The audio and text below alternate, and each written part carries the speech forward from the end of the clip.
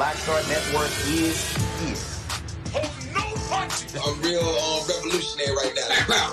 Support this man, Black Media. He makes sure that our stories are told. Thank you for being the voice of Black America, Roland. I love y'all. All momentum we have now, we have to keep this going. The video looks phenomenal. See, this difference between Black Star Network and Black-owned media and something like CNN. You can't be Black-owned media and be scared. It's time to be smart. Bring your eyeballs home. You dig?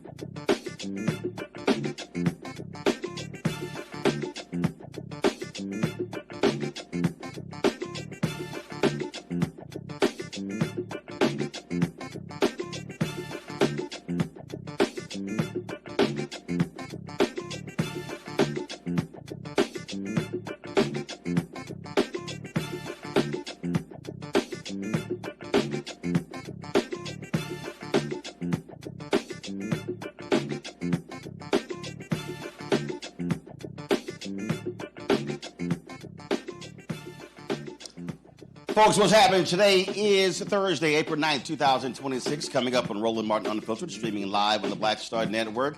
I'm here on the campus of Virginia State University in Petersburg, Virginia, where we are having a conversation about today's politics, Virginia, but also what's happening April 21st when it comes to the critical referendum that changes the congressional makeup. We're going to talk about how that is going to impact not only Virginia, but also the country, and it will impact African Americans nationally as well. A stellar lineup of folks. We'll be talking with Virginia State's president about what's happening on this campus, 2027 budgets coming out of Congress, and what's happening with HBCUs nationally. Again, we'll have national leaders, state leaders, lots to talk about. Plus, we'll pay homage to Paul Robeson, whose birthday will be today, one of our greatest leaders. We don't talk about him enough, but we'll also share the perspective as well. Folks, it is time to bring the funk. I'm Roland Martin Unfiltered on the Black Star Network. Let's go. He's got it. Whatever the miss, he's on it. Whatever it is, he's got the scoop, the fact, the find. And when it breaks, he's right on time and it's rolling. Best believe he's knowing. Putting it down from sports to news to politics. With entertainment just for kicks, he's rolling. It's a go, y'all. It's Roland Martin, rolling with Roland now. He's funky, he's fresh, he's real, the best, you know he's Roland Martin now.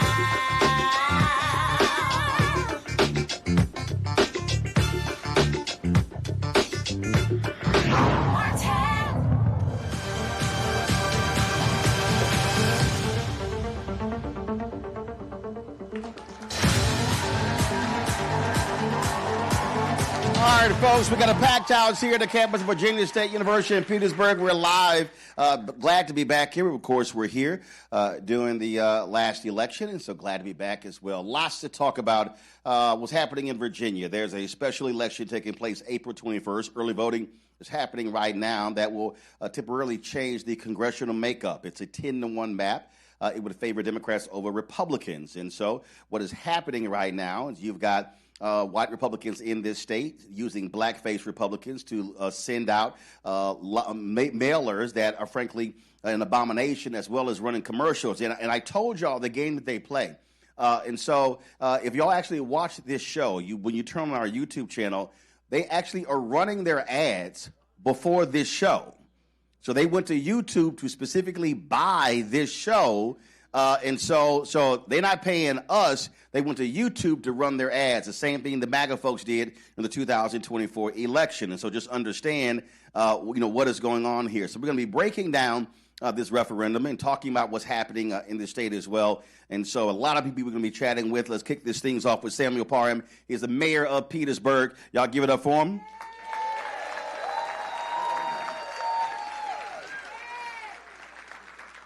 All right, Mayor, glad to have you. How's it going? Hey, it's going great. Well, we're happy to have you here in Petersburg. Well, glad to be here. Before we got in today, and I called Bruce Smith, and I dropped by the temporary casino, and so he was showing me around, and he was sharing with me what's happening there. So lots of things are happening here in Petersburg. For folks who don't know, just to give them a sense of what is happening in your city.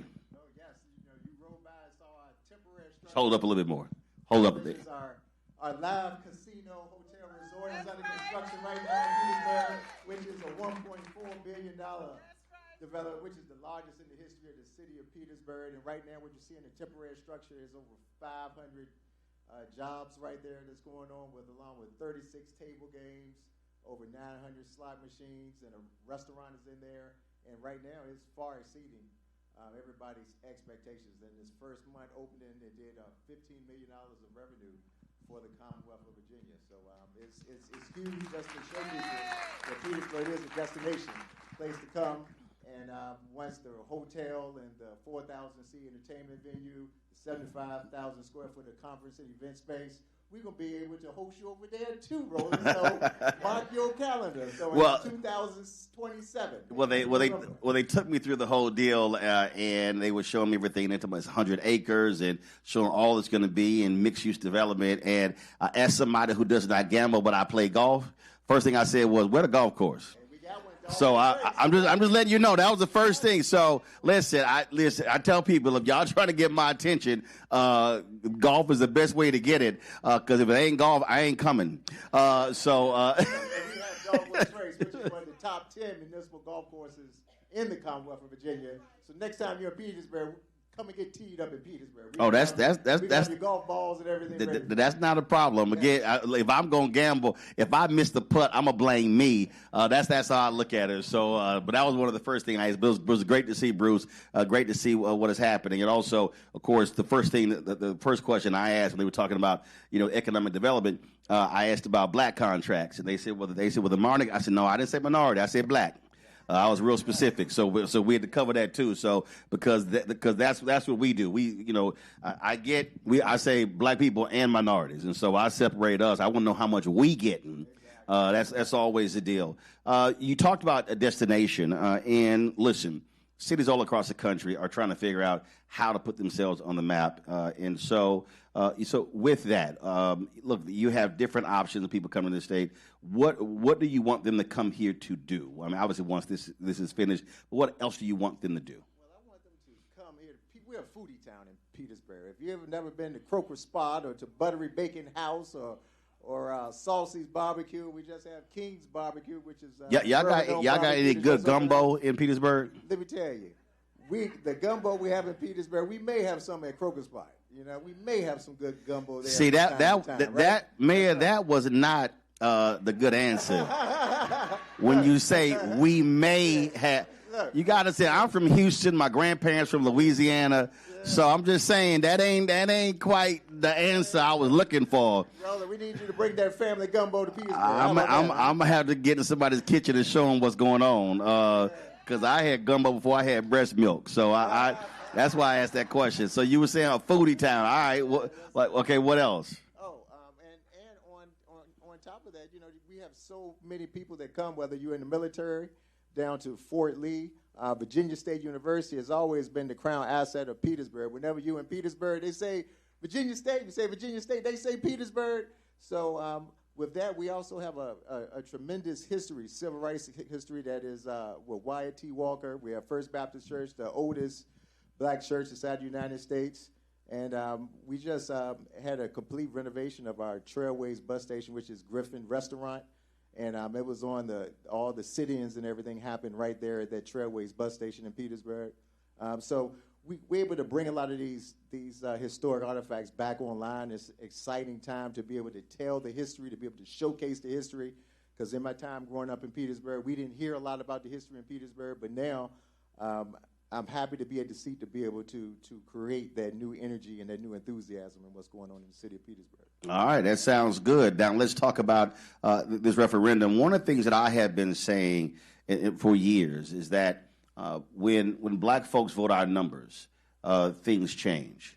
It was in 2023. You got a state delegate that was running, lost by 58 votes. 2025, she came back and won. We'll be chatting with her a little bit later. And one of the things we talked about in 23 was it was not a great turnout in Petersburg.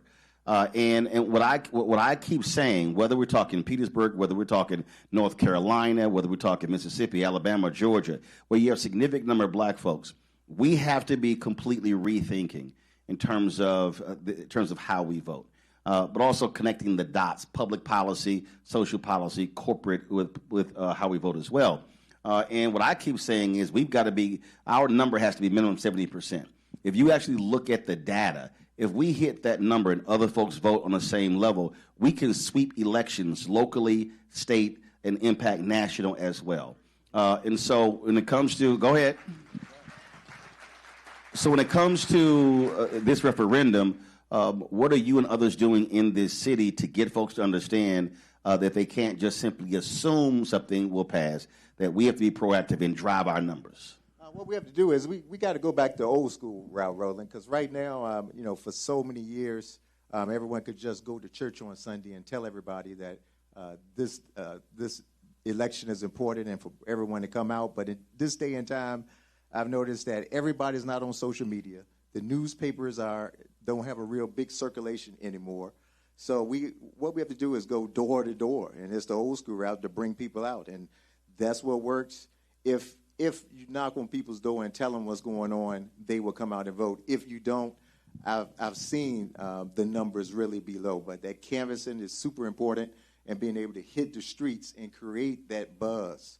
Are you seeing? And this is a hypothesis that I've said is that there was a group of people coming out of Black Freedom Movement, others call Civil Rights Movement, that from the period of 1970, I say going through the 1990s. They were very active. They were the ones who kept us abreast of what was happening in City Hall, school district, county government. But that generation, they're now in their 70s. They're retiring or passing away. My parents are 78. My dad will be 79 later this month. My mom is 79 in November. And my entire life active in politics, active in neighborhood, local politics. What I've said is that generation has not been replaced. Are you seeing the same thing here? I'm seeing the same thing here, Roland, is that we have a gap of leadership just because I know, just to be honest, in Petersburg, I know a lot of our trailblazers didn't pass the torch. And right now we're working on getting that torch relit because we have a younger generation that is enthusiastic, they engage, and they want to make a difference. And that's something that we're doing in Petersburg now by engaging our young people. We got an internship program coming up for its 4th year in a row. We have over 100+ kids in there and teaching them about local politics is the backbone of all politics. But they also are they also being taught though the intricacies of mobilizing and organizing? Because what often happens, I think what has happened is there's this assumption that, well, we can just drive things on social media, we can put out a tweet or a post, whether it's Instagram or TikTok. But the reality is, when you say how old school works, old school is really a micro strategy of looking at the data, looking at how many people are registered, how many people are eligible, how many people voted, pulling that and saying we're going to go target that precinct and say, hey, if there are 400 people who are in that precinct, but only 250 voted or 150 voted, then we need to target those remaining people. That's going to require block walking. That's going to require door-to-door. And I think that's, to me, when you say with the gap, I think that's where the gap is. A lot of folks want to be about electronics as opposed to, no, literally having to knock on that door and have a physical conversation with someone about upcoming election. What do you care about? What are the issues and how there's going to be impact? I think that's where the gap is. It is. And I agree with you 100%. And like you said, we really got complacent in those days, thinking that that we just had made it and we didn't have to really insert ourselves back into politics in the city and also state and nationally. And I think we see from 2008, the city of Petersburg was number 2 in the nation as far as turnout per capita for Barack Obama.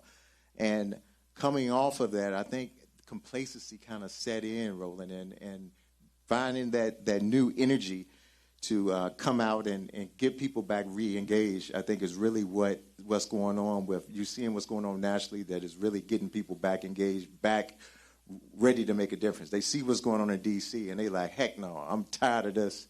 Let's get back out here and get active. Well, I think it's not just folks got complacent. If you look at the stats, black turnout has actually dropped in each successive election since 2008. In fact, the 2008 election was the first time in American history, by percentage, not overall number, that a higher percentage of black voters voted in 2008 than white voters did. Yes. It never happened in American history. What I said then was to black folks, now you see what our power looks like, so now replicate that on a national, state, county, city level. Exactly. And that's key. That's where we are today, to build that enthusiasm, to build that level of engagement. And I see the city of Petersburg is definitely going to be in the forefront of that. We are the blackest city in the Commonwealth of Virginia. So I tell everybody that all roads lead through How Petersburg. black? What's the number? 80%. Okay? 80%? Yes. Over 80% African Americans. So you got to realize when you're talking to make a change, to make the pivot, we want you to start in Petersburg, because we have the door stops, the doors, and we have the homes, and the people that are in Petersburg are there and waiting to be tapped. So we're going to have all boots on the ground to make sure that we get everybody out for April 21st. All right, well, and I tell people, you don't have to wait until April 21st. You can actually vote now. Yes, my deal is like, get it done. That's right. Go vote now. Don't wait. That's right. Absolutely. All right. Mayor, we appreciate it. All right. Glad appreciate you, show. Roland. Thanks a bunch. I'm going to have them golf balls waiting for you. Dogwood right, Trace. Listen. Come play Petersburg. I can play. Can you play? Hey, I can play. Let's do it. It's on. Hold on. Let's get it. What's your handicap? Hey, come on there, Roland. No. What's your handicap? What's your gin? Man, my gin is too high right now. See right there. See, when somebody tell you they can play, then when you ask them that handicap, then you ask them to show you the actual handicap number. It's amazing how that conversation just trails off. It's too high. It just drops. It just drops. All right, then. I appreciate it. Appreciate you. Thanks a bunch. All right, folks, give it up for Mayor Parham. We got a QR code for y'all. The John Mercer Langston Institute of Political Leadership here at Virginia State University is conducting a nonpartisan survey to assess public opinion across the Commonwealth. This study examines voter engagement attitudes towards electoral processes such as redistricting and perceptions of state and national governance. If you want to participate in the survey, there's a QR code on the screen. So everybody who's watching, in the room as well, y'all pull your phones out, point it towards the screen. You can participate. It's not that hard. Some of y'all, listen, that is not a rhetorical question I just gave. It's literal, so you should be pulling your phones out to check that QR code out. And again, and if you want, you could take a picture of that. You can text it to other folks who are not here and share it with them. So let's get as many folks as possible who are participating in that particular survey. All right, folks, I'm going to go to a break. We'll come back. More great guests here on the campus of Virginia State University. We're talking about politics here in Virginia. We're talking politics in the country. Again, this April 21st referendum, y'all have heard me say before, vote yes. And I'm going to walk folks through. I'm going to connect all of you, again, to how the election in Virginia could have implications for the national election, and this election on April 21st in Virginia could also determine whether America sees its first black Speaker of the House. And we'll be talking with him in the second hour of today's special edition. I'll be back in a moment.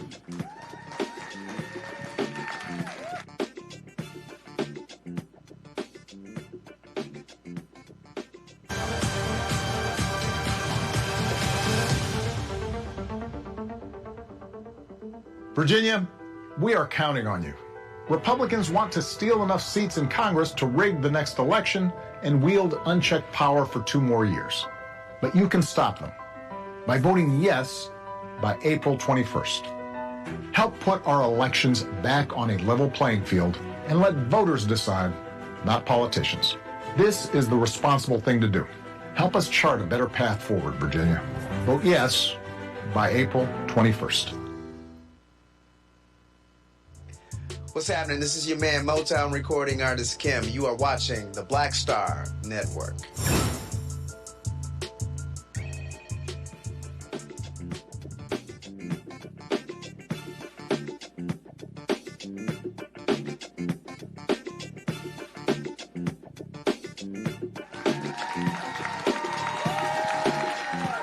All right. We are back again. We are here, folks, on the campus of Virginia State University. Back here, we were here last year when they had the House election, when the multi-purpose center. Here we are in. What building are we in? Where are we? The Commons. The Alfred W. Harris Academic Commons. They just told me the Commons building. They didn't put all the rest of that stuff on it. They just said the Commons building. Joining us right now is the president of VSU, Dr. Makola Abdullah. Y'all give it up. A good alpha man. How you doing? I'm doing well. Hold on, let me see how many alphas in here though. 19. Oh, 6. It's a few. It's a few alphas in here. It's a few. Any members of other youth groups? Are you here? Are you here? Any Kappas here? Okay, it's one of y'all. That's right. There you go. Any Sigmas here? That's one. That's right. Got Terrell on my staff, so he's so happy he got somebody to talk to. Any Omegas here? Just Henry. He talking to himself. That's at one. Henry ain't got nobody to talk to. He ain't got no, he's gonna talk to himself. Just go get a mirror. Any Iotas here? No. Okay, so it'd be Henry and the Iotas talking to each other. All right, then. Glad to see your brothers here. And, of course, brothers who are non-Greek. Any Masons here? All right. Boulay? G5G? Brothers in men's ministry? I know that's right. Just check it. You know, you got everybody. Just check it. Just check it. Just check it. All right. It's been a while since we're here. What's been happening on campus? We had a good conversation last time. What's new? We did. Well, first, one of the things that's new is last time my wife watched me on TV, and today she's here. So I just wanted to shout out to my wife. We've been married 30 years, and I'm trying to stay married a little longer. So you'll forgive me for doing that. The other thing is I think we have a few Trojans in the house. So can I get a Hail State? So we got a few Trojans in the house.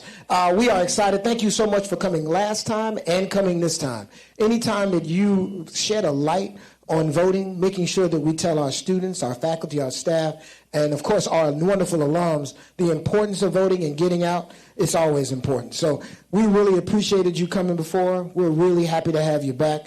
We are in our brand new Alfred W. Harris Academic Commons. I said the whole phrase because Alfred W. Harris is our founder.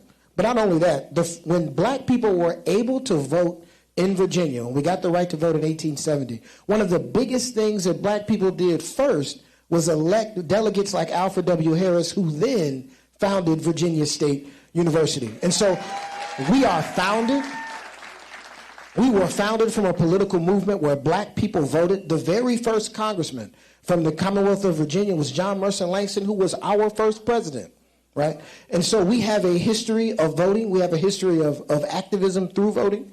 And it's good that you're here so that we can continue to tell that story and get people out this time. See, one of the things that for many of us who don't really understand the history, if you look at after the end of slavery, that Reconstruction period, where you saw black folks who were elected to legislatures across the country. In South Carolina, it was majority black. And what the folks don't realize is education in America, that is a result of black people. It was the formerly enslaved people of African descent who got elected, and the first thing they did in many places was put education in the state constitution. Publicly financed education in America did not exist before slavery. Look, that is a result of black people. And when they ran the black people out, they got rid of a lot of stuff except that. And so when we talk about publicly financed education in America, that is the creation of black folks. When black people joined the Readjuster Party here in Virginia and exerted their political might, the two things three. One was to get rid of the whipping post. The second was to make sure that all of our public schools, black and white, were fully funded. And the third was Virginia State University. And so you are absolutely right. Education has always been on our forefront. And we talk about turnout, and we talk about in terms of our involvement. Again, I'm going to go back to education. In the education of blacks in the South, 1860 to 1935, Richard D. Anderson, black participation in education in Memphis was 92%. White folks in D.C. wasn't even at 50%. And I keep telling folk, former slaves said we couldn't read. They wouldn't let us read. So there must have been something powerful about that book, and they didn't want us to read.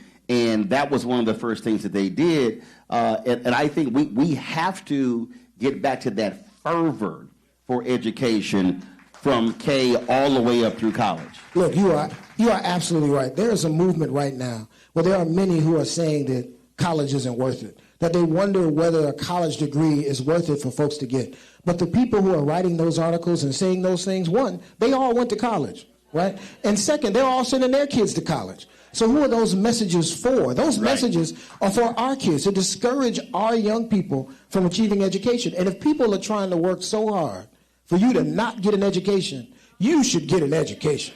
Well, see, so I think what has to change when we have this conversation is that when we talk about when they say, well, it's not worth it, that's because there has been a literal divestment in education. If you look all across the country, state legislatures are allocating fewer dollars to public institutions. So as a result, the cost of education has dramatically risen. Well, if it's gotten to the point where it's going to cost somebody $150,000, $200,000, $300,000 to get a college education, they're never going to be able to pay that back. See, that's the part they keep leaving out, how the cost has risen. As president, give folk a sense of what you're seeing in terms of students returning, making it affordable for them to be able to start, but more importantly, to finish. Well, I think one of the things that's critically important is that here in Virginia, Virginia State University, is that the camera? Virginia State University is the most affordable four-year institution in the Commonwealth of Virginia. This black-owned company, we got 6 cameras. Six cameras. I'll look at all of them at one time. We got that one. Yeah, so yeah, we don't come here with one camera. But one of the things that we fight for is to make sure that college can be affordable. We are the most affordable four-year institution in the Commonwealth of Virginia. And I'd also love to say, and thank you for that, that was a layup, is I want to give honor to those elected officials who are coming on later for their incredible support of Virginia for State University. Whether it's Delegate Kimberly Pope Adams, who holds the very seat that Alfred W. Harris used to hold, Delegate Delores McQuinn, the Speaker of the House, Don Scott, our senator, who I just saw backstage, Senator Tim Kaine, who many people don't know, but he is largely responsible for the multi-purpose center existing here at Virginia State University. And so we've had some incredible support from elected officials, and I'm honored to be here at Virginia State and to work in Virginia. Well, but you name those folks, but that's what I mean. We talk about how we vote. We have to tie our vote to what someone says they're going to do, and then make sure they actually do it. And that's important, because there are a lot of folk who run, who win, then when they get into a state capitol or get to Congress, then don't do those things. And so I am constantly trying to connect the dots and get people to understand if there's a direct correlation to who we elect and then what is the public policy that then is achieved once they're actually there. No, look, you're absolutely right. As you know, I'm a public official. I have a government job here in Virginia, so I don't talk politics on camera. Having said that, though, I understand. Well, no, hold on. I want to pin the pin in that, because here's what I need people to understand. Yeah. This is a state institution. That's right. Which means it is governed by the state. If you're governed by the state, that means this entire institution is a political institution. This entire institution is a political institution. Let me finish. Hold up. But I need the alumni and the students to understand that their engagement in the political process has a direct result on what returns back to the campus. So you can't divorce the two. Oh, no, you can't. As a matter of fact, let me pick that up. And that's why it's important that you're here to talk about voting, particularly for this referendum, right? One of the things that we have to do, we have to go out, we have to vote and make our votes count. And then we've got to hold the people accountable for the work that they're doing. And so you're here. I want everybody to read and understand the referendum and then get out, and how you go vote, get out and vote before April 21st, because you can do it now. And if you support it and you think that it's what needs to happen, then you need to support the people that wrote it. And if you don't support it, then you need to vote the people who wrote it out. But we have to hold our elected officials accountable after we vote. It's not enough to vote once every 4 years. We vote every year, sometimes twice a year, right? And when we do, we always have to go out. We have to represent. We have to make sure our views are on the table. When it comes to campus, folks who don't know, how many students? We got a little over 6,000 students. We're about 250 acres. We have a plethora of undergraduate programs and I believe 10 graduate programs. We are in the CIAA. Last year we won the basketball championship. We got the best students in the world here at Virginia State University. And we just completed, because you're sitting in it, a $130 million academic building that houses many of our academic programs and students taking classes in here now. We got a dormitory going up, a new welcome center going up, new things are happening at Virginia State University. As my communications person tells me all the time, greater happens here. How are you, because a lot of people don't realize that you can either be registered where you go to school or home. And so how have you all been letting students know, check your status, and if you're not registered at home, then you can actually register here and vote here? I want to shout out the political science organization here on campus, the group of students, and also SGA, along with our John Mercer Langston Leadership Institute, that really works hard to get the word out to students, to tell them, one, if they're local and they decide to vote local, where can they vote? If you're on campus, you vote in one place. If you're off campus, you're going to vote in another. If you're going to take an absentee ballot and vote where you are, how do you get that absentee ballot and how do you vote? We want students to vote wherever they feel most comfortable, but we need them to vote. Right. But as I tell them, you got to be registered first. You got to be registered to vote. And then vote second. A couple of more questions. I did your commencement a few years ago, and for your commencements now, does the band or the choir show up now? The band and the choir show up now. Okay, yes, I'm just saying. I mean, had me doing commencement, wasn't nobody there, so I made a brother who was graduating sing. I was going to talk about that. You brought a graduating senior out of the audience to sing impromptu from the stage. You can't have nobody black sing. You can't have nobody black speak without an A and B selection. Look, that was so good. I've done that same thing twice. So I copy you now at commencement. I'll bring somebody up. I brought Perry Evans up last time. So we always try to get some some music. Checking, because I was like, ain't no band here, ain't no choir here. I said, we got to have some form of music up in here. So we got it done. All right, then. Well, Mr. President, good to see you. Congratulations on all that's happening. And I really do hope that we see a massive turnout of students on this campus in this referendum because, again, when I hear students complain now about what's happening with student loan debt, there was a different policy when Biden and Harris were in there compared to now. That's tied to the election. The attacks on the Affordable Care Act, you can stay on your parents' insurance until you're 25. Guess what? That also involves in voting. And so I'm always trying to get students to understand you can't check out of a process because they're playing politics against you now, so you might as well be in the game. Look, you heard Roland Martin. Your vote matters. Thank you, sir. In every election. Thank you for coming to Virginia. I appreciate it. Coming up next, Senator Tim Kaine will join us. We're live here at the campus of Virginia State University.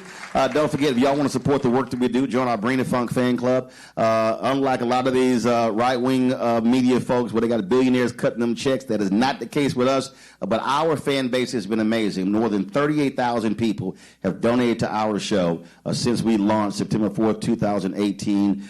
They've given in excess of $5 million in those 7 years, folks buying into our vision. And so if you're one of those folks who want to join, our goal is to get 20,000 people on average contributing $50 each a year, which comes out to $1 million to offset our expenses, which come out to $195,000 a month. I keep telling y'all, freedom ain't free.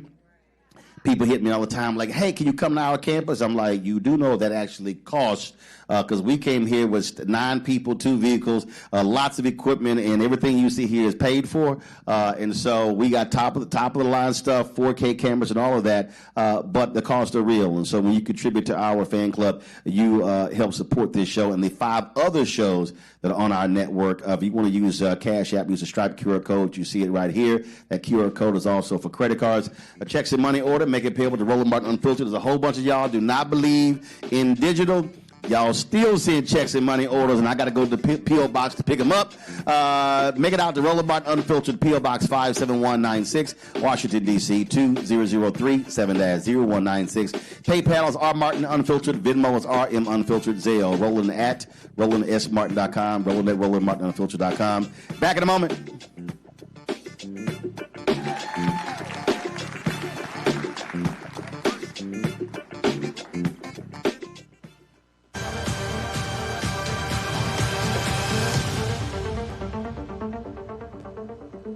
Why does it feel like we're going backward? Voting rights under attack, schools stripped of funding, Black history erased. This is the Trump MAGA agenda. They want to take us back. They are redrawing congressional lines in states across the country, deciding who gets power and who gets silenced. We see what this is, a power grab. Virginians won't be fooled. Show up, vote, take back our power. It's a temporary measure that gives the people, not politicians, the final say. Vote yes by April 21st. Hey, I'm Malcolm Lee, and you're watching the Black Star Network.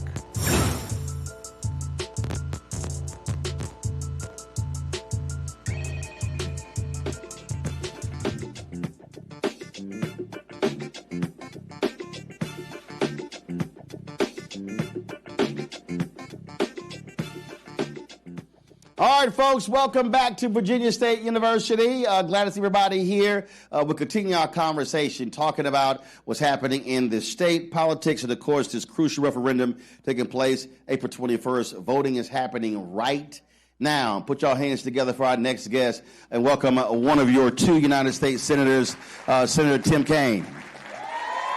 Thank you, guys. Hey, Roland. How's it going? Good to see you. Glad to be with you. Yes, sir. Take a seat. Will do. All right. How happy? Hey, DSU. Great to be with you. How happy are you not to be dealing with these crazy folk in D.C.? Oh, my gosh.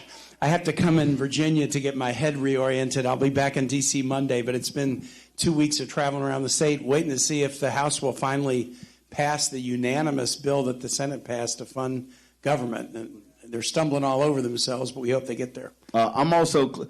Do we have a ceasefire or not? What I mean, I don't know what It is a. It's a partial It's a partial, some parts of the country, some parts of the region, other parts not. We don't exactly know how long it'll last. The president changes his mind every day. Now, look, I'd rather have even a partial ceasefire than a war that's illegal and unwise. And we got to make it permanent and then find a solution that works for everybody. I started with those two things because what I'm always trying to do is getting my audience to understand you have to connect the dots. And when I travel around the country and people say, man, this country is going to hell, I want to do something. They say, I don't know what to do. My first thing I ask them, what are the one or two things you care about the most? And I want you to start there. But I then try to connect the dots that whatever that issue is, and I don't care what it is, I don't care what the issue is, you can connect it to D.C. because even if there are things you're trying to get funded in Virginia, their stuff comes funded from D.C. Stuff that gets funded in your city may come from the state through a community development block grant fund that's still coming. Yep. And so I think a part of this, we have to connect the dots in a much different way for people to understand politics at its most basic level. Can I connect one dot with you? So in this war, last week we heard the president's has sent us a defense budget that goes from $800 billion to $1.5 trillion. And he said, Medicaid, child care, Medicare, we don't have enough money for that. We're fighting wars. You can't increase the defense budget by that much without taking it out of other programs. And so we're going to see a budget that isn't, the headline might have been the increase in the defense budget, but buried in the details is all the cuts that they're making. Yeah. Pell Grant, there's a Pell Grant shortage. We could be doing that. We could be giving people more health care. The $200 billion that they want as a supplemental for Iran, that would have funded the ACA tax credits for like 7 years. They weren't willing to do that because they wanted to do tax credits for the top tax giveaways to the top 1%, and now we're going to do more in war and claim we don't have enough money to get people health care. But not only that, we broke it down just the other day on the show, the proposed cuts that they are sending, cuts to HBCUs, yep, cuts to affordable housing, cuts to opportunities for black-owned businesses. Mm-hmm. So we listed all of the things that they want to cut that specifically impacts African Americans. Yep. 80,000 people in Virginia have already lost SNAP benefits because of that reconciliation bill they did last year. Tens of thousands have lost health care because they wouldn't extend the Obamacare tax credits. We already have in Virginia health care providers that are closing because of Medicaid cuts. 3 primary clinics in the Shenandoah Valley and Farmville. They just shut the labor and delivery ward at the main hospital in Farmville. So if you're going to have a baby there, you got to drive a long way rather than having a baby at the hospital right in town. All these cuts were because of that reconciliation bill, and it only passed because they rigged to steal the 3 seats in North Carolina. It would have failed except for the seats that they stole, and they're trying to steal more seats in other states across the country. Well, I want to go back to the 80,000 SNAP benefits because all of those farmers who voted for Trump didn't realize how much money they were making because of the SNAP program and USAID. And so now all of a sudden, I'm seeing all of these orange tears, and I'm like, orange tears. Yes. Took me a minute.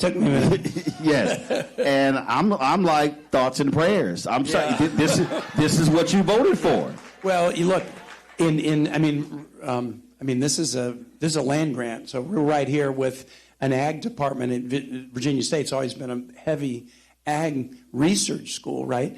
Ag and forestry is still number 1 in Virginia. But they've been hit with tariffs. They've been hit with indiscriminate immigration raids. And they're hit with these cuts. Rural Virginia is most dependent upon Medicaid. So when Medicaid cuts happen, it's not the hospitals and cities that close. It's hospitals and clinics in rural Virginia. And you're right. I think some are starting to say, hold on a second. This isn't what I wanted. Maybe you didn't want it, but it is what you voted for. You mentioned the 3 seats in North Carolina. And again, trying to get people to think differently. And I've seen all the commercials. I live in Northern Virginia. I've seen the commercials. I've seen the mailers. I've seen those things. I've seen, again, the orange tears of conservatives in this state who were very quiet with what happened in my home state. Yep. Understand, I'm still a registered voter in Texas. my home was in the 30th Congressional District of Congresswoman Jasmine Crockett. Yep. I follow, my parents live in my home there. All my family's in Texas, so I know it very well. The reality is, this entire gerrymandering fight, this mid-decade, this started, this cycle with Donald Trump saying, give me 5 seats in Texas. Yep. That's where it started. Mm-hmm. So when you hear a lot of the Republicans who are complaining about what's happening now in Virginia, they were quiet when that happened. Yep. They were quiet when, in Missouri, the Republicans took the seat of Congressman Emanuel Cleaver. Yep. They were quiet when Republicans in North Carolina took the seat of Congressman Don Davis.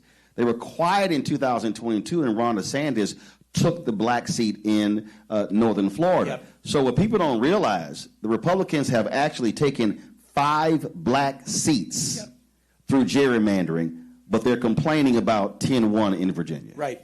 It is a complete double standard. And just use the North Carolina as an example. When North Carolina GOP did it 23-24, took 3 seats, that was the margin that passed the reconciliation bill. Actually, I want you to go before that. Yeah. Because the Republicans had a 10-4 majority in North Carolina. Yep. When the Democrats took control of the state Supreme Court, they got rid of gerrymandering. It was 7-7. Yep. When folk did not vote, Sherrod Beasley lost by 401 votes. Republicans took it back. It went back to the old map. That's where those seats came from. So that was a point where it was 7-7. Sure. But that's also an example of folks not voting in the state Supreme Court race, which impacted gerrymandering. And so people have said to me, oh, well, so North Carolina did something. Why should Virginia? Well, if North Carolina did something and the result is Virginians lose Medicaid benefits, Virginians lose SNAP benefits, as Texas is going to make it worse and our people are getting punched, you can't just stand around and do nothing. And I'll tell you the other thing, Roland, that I feel very strongly about, and this is a question for the audience. What is the likelihood that if Donald Trump doesn't like the election results this November or in November 2028, what's the likelihood that he'll try to interfere with them and overturn them? We've already seen him do it, so you have to say it's near 100%. Well, first of all, you already have the new head of Homeland Security, Mr. Fight Club, who has made it clear that if they need to send ICE to polling stations, they will. I don't trust them at all. Right. What we are seeing, and they complained about this here. We literally are seeing an absolute assault on everything about voting in this country. Yep. We are seeing an assault. This is, for me, a Jim Crow 2.0 when we see the attack. This Louisiana versus Calais decision is going to be devastating to black politics across the South. And what they do not want people to vote. We'll cue this up. 1981, Paul Weyrich, who was the co-founder of the Moral Majority, founder of the Heritage Foundation, said in a speech in Dallas, Texas, we do not want everyone to vote. Yep. That's the Republican Party line. And let me connect to that. How about voting by mail? The president just voted by mail in his home district, but he's trying to wipe out voting by mail for everybody else. Why would he do that? Why would he do that? If they're going to maybe send ICE agents to polls to intimidate people, they're not going to be able to intimidate people from dropping a letter in a mailbox. So if they can wipe out vote by mail, if they can wipe out early vote, and so you have to go to the poll, then they know where to flood the zone on Election Day and try to intimidate people. Well, they attacked assaults to the polls, Sunday voting. Right. They attacked early voting. In North Carolina, the federal court ruled there was surgical-like precision where they targeted black voters during early voting. And yet they upheld it, and the Supreme Court upheld it anyway. Yeah, so I need people to understand this is not just a political insider conversation. No. This is an attempt, if they know based upon numbers, and because they've actually said it publicly, if more people in America vote, they lose. They've actually said that. So my whole deal is we see what's going on here. Yeah, and let me say something that is completely factual. It'll sound partisan. It's completely factual. Donald Trump tried to interfere with the election January 6, 2021. He'll do insurrectionist. Yeah, he'll do it again. He'll do it again. You got to have a Congress that will stand up to him. In 2021, the Virginia Congressional delegation was 6 Democrats and 5 Republicans. Did the 5 Republicans in the delegation stand up to Donald Trump? No, they voted to decertify the election. They went with Trump. You got to have a Congress, an Article I branch that is willing to stand up and check a tyrant. You have to. I'll say this here. I mean, I've never identified as a Democrat, Republican, or independent. I'll make it clear I'm black. But I have to say this here. The reason I'm happy to see what Virginia is doing, because I think Democrats have punked out too much in the past. I believe that Democrats have played. Sounds like an amen. It's a huge amen. Democrats have played by a set of rules to a game that no longer exists. Yeah. When people don't, again, I'm going to go back to where I'm from. This whole mid-decade redistricting thing started in Texas in 2003 with Tom DeLay. That's where this started. It used to be every 10 years. And so have the blue states gerrymandered? Yes. The Supreme Court ruled they don't have any authority to oversee political gerrymandering. It's up to the states. And I've said, you Democrats would be nuts to say, okay, y'all go ahead and take it as far as you can, but we're going to play by a different set of rules and be fair. I'm like, no, this is about power. Mm-hmm. And so I'm glad to see Democrats finally wake up and say, no, we taking this thing to the mat. I mean, this is how you have to play the political game that's being played right now.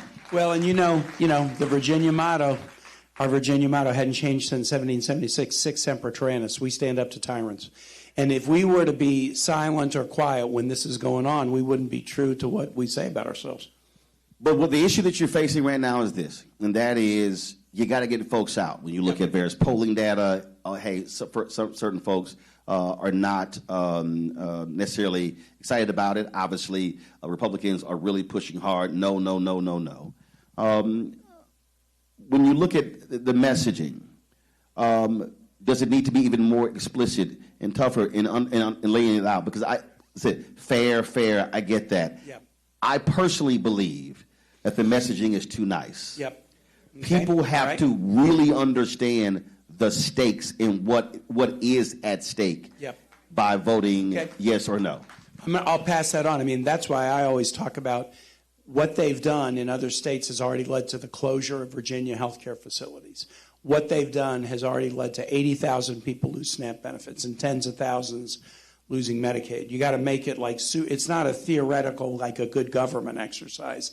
They are kicking around some of the most vulnerable people in our Commonwealth, and nobody elected me to the Senate to stand around and watch my people get punched and not try to come to their aid and make sure we're fighting back. You got to fight back. I believe in rules. I lived in a military dictatorship in Honduras where there wasn't a rule of law, and that made me really believe in the rule of law. But when the other side is breaking the rules, you got to stand up to them. What does every parent teach a child about a bully, right? If there's a bully, you don't just cave, you stand up to the bully. You have to. Yes, that's why I use the hashtag team whip that ass. That's my hashtag. And so you got it right before I could. That's why I couldn't get it. Senator Warner was like, damn, did he just say hashtag team whip that ass? Yes, I did. Hashtag WHIP DATASS. That's what I said. Yes. Yes. Because I say that because again, I need that's a Texas the Virginia translation of whip that ass is sic semper tyrannis. Yeah. I don't even know what that means. See, what is it called again? Semper what? Sic semper tyrannis. Sic semper. Nah. Everybody in this room know what team whip that ass means. Because when y'all acted a fool, your parents said, let me holler at you. They did not say Tempur-Pedic sofa. They didn't say that.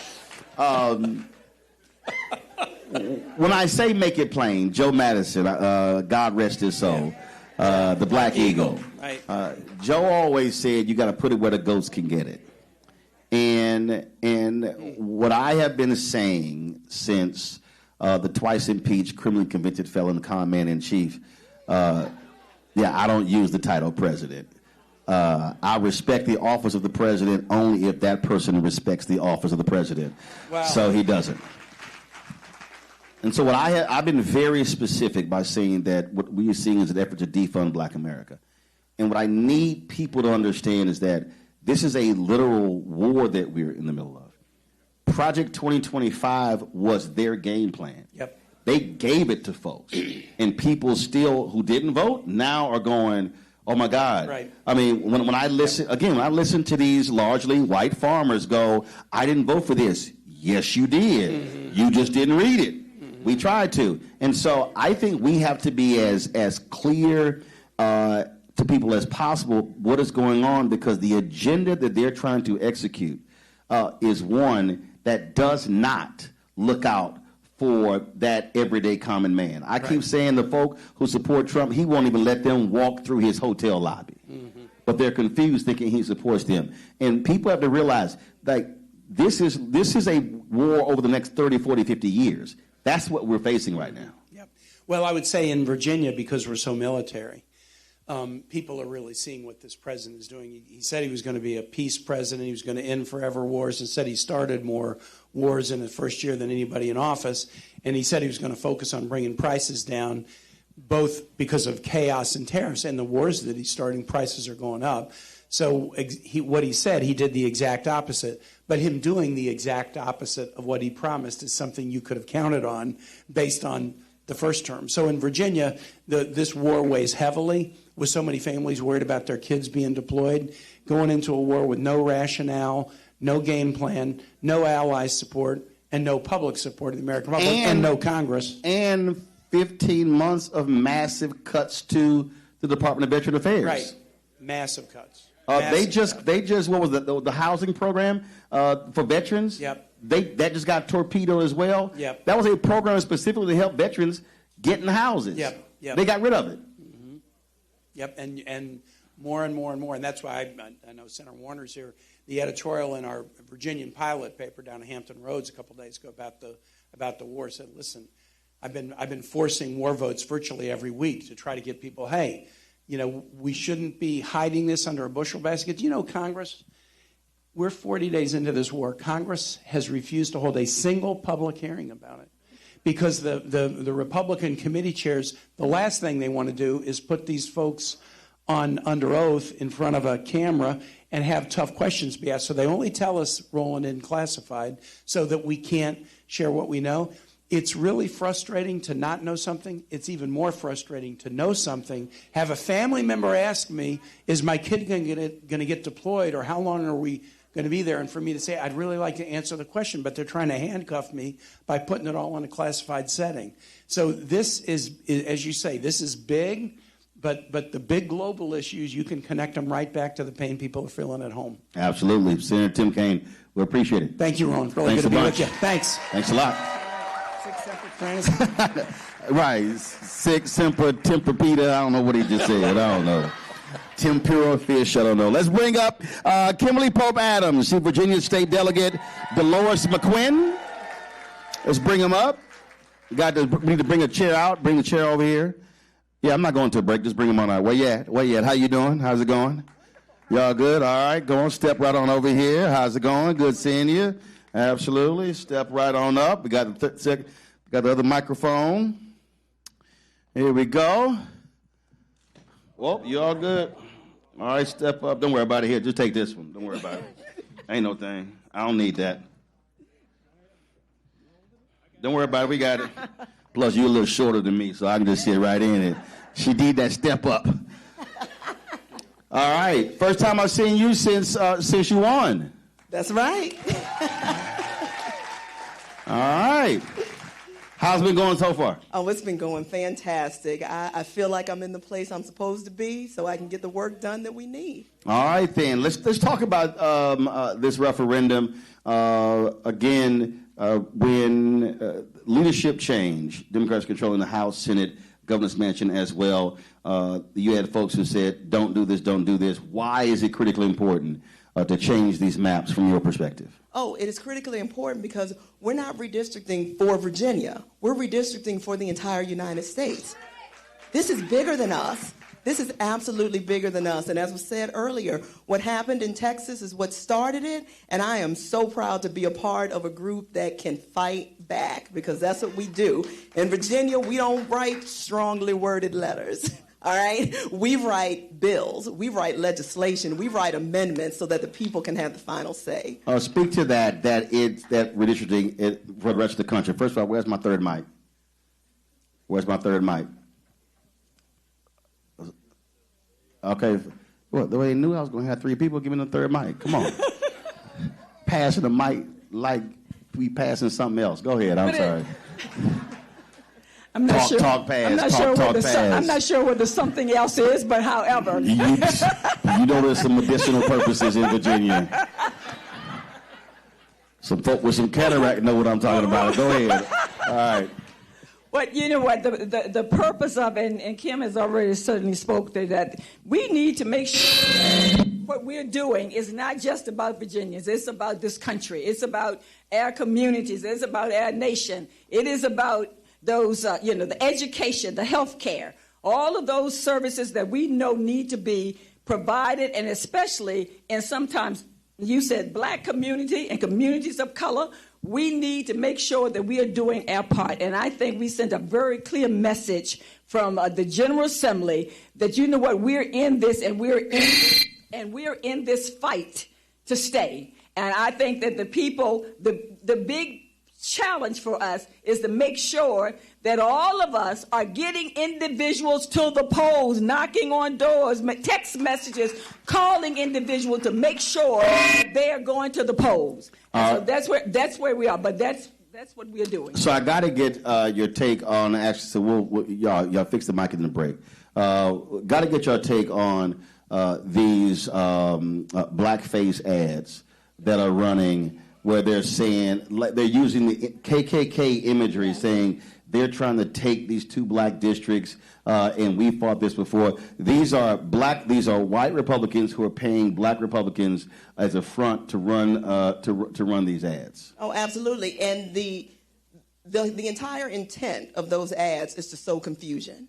What they want to do, they're hoping that in those negative ads, they're hoping that black people will do one of 2 things.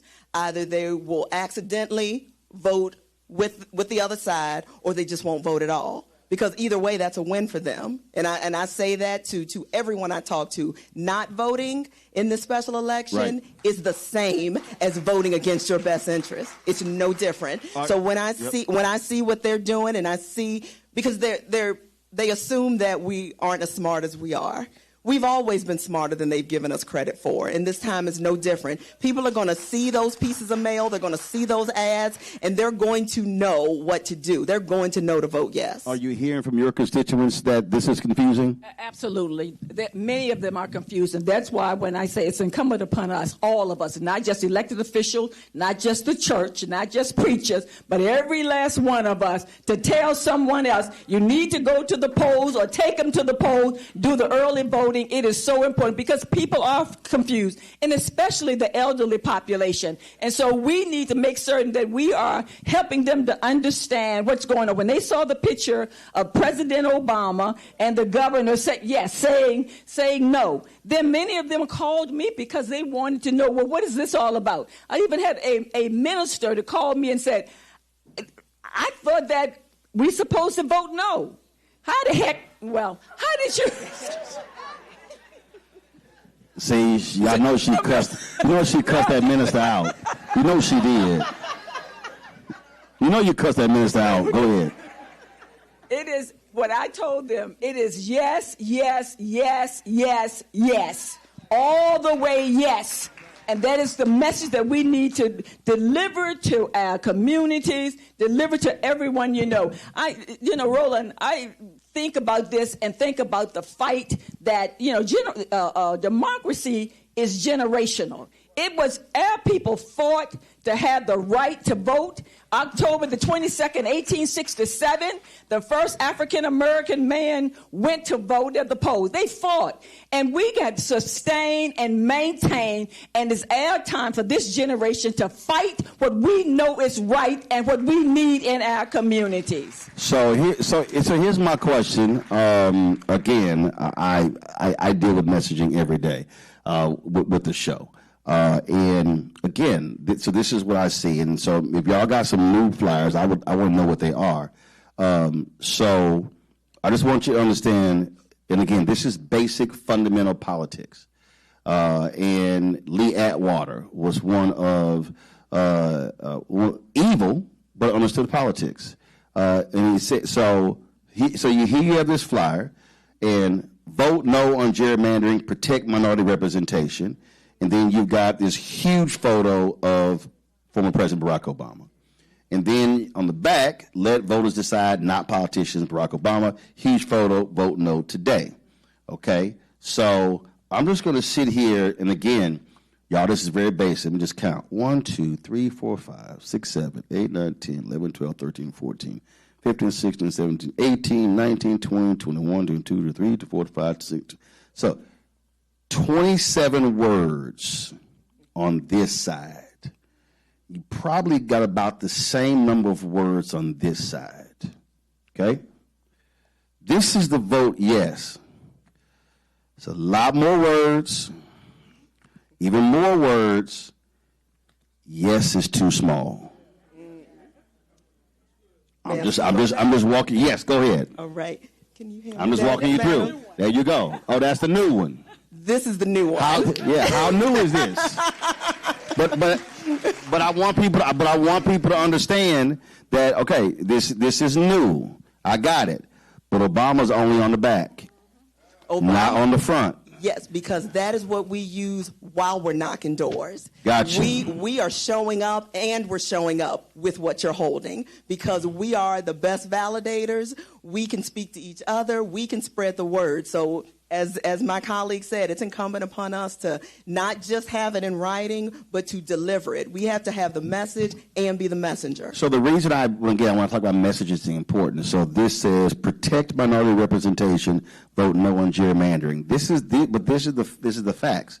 The facts are the people who want black folks to vote no literally stole 5 black seats. Yes. Yes. They stole 5 black seats. But here's the flip side. If this passes and Democrats take control of the House, not only will you have a black Speaker of the House, you will have 7 African Americans chairing committees. You will have 30 CBC members chairing subcommittees. So the reality is this voting no does not protect minority representation. Voting yes actually increases black power. But that also has to be explicitly stated for folk to understand. Absolutely. And it's no better messengers than myself and my colleague. We're a part of a Democrat majority in Virginia. There are 64 Democrats in the State House. So we know what our power can do. So that's why it's incumbent upon us to make sure we let people know this is bigger than just Virginia. The entire nation is counting on us to level the playing field, and it starts by voting yes right now. Last point. The last point is we just have to vote yes. Tell someone else and carry someone else to the poll with you. But yes. I want you to make a point. There's somebody who's watching who is not excited, who's not focused, and who may consider sitting on the sidelines. What do you say to that person? I would say to them, voting yes helped to change help to shift what is going on the federal level, as well as in our local communities. The occupant of the White House has created havoc. If you like it, then you vote with him. But if you don't like what's going on and you want to make a difference in your community and in this nation, you must vote yes. All right. I appreciate it. Thank you so very much. I'm going to go to a break. We come back, we'll talk with Virginia Speaker of the House, Don Scott, as well as Senator Mark Warner. You're watching Roland Martin Unfiltered right here on the Black Star Network.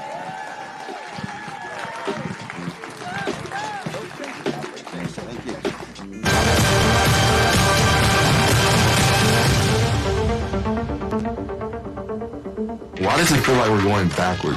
Voting rights under attack, schools stripped of funding, black history erased. This is the Trump MAGA agenda. They want to take us back. They are redrawing congressional lines in states across the country, deciding who gets power and who gets silenced. We see what this is, a power grab. Virginians won't be fooled. Show up, vote, take back our power. It's a temporary measure that gives the people, not politicians, the final say. Vote yes by April 21st.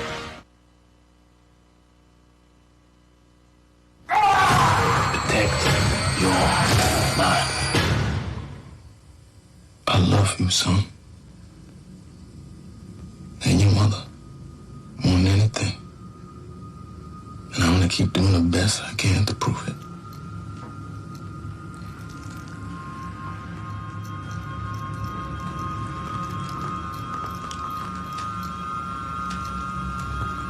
If you've seen it in your mind, you can create it. Protect your mind, son. It's your greatest asset. Protect your mind.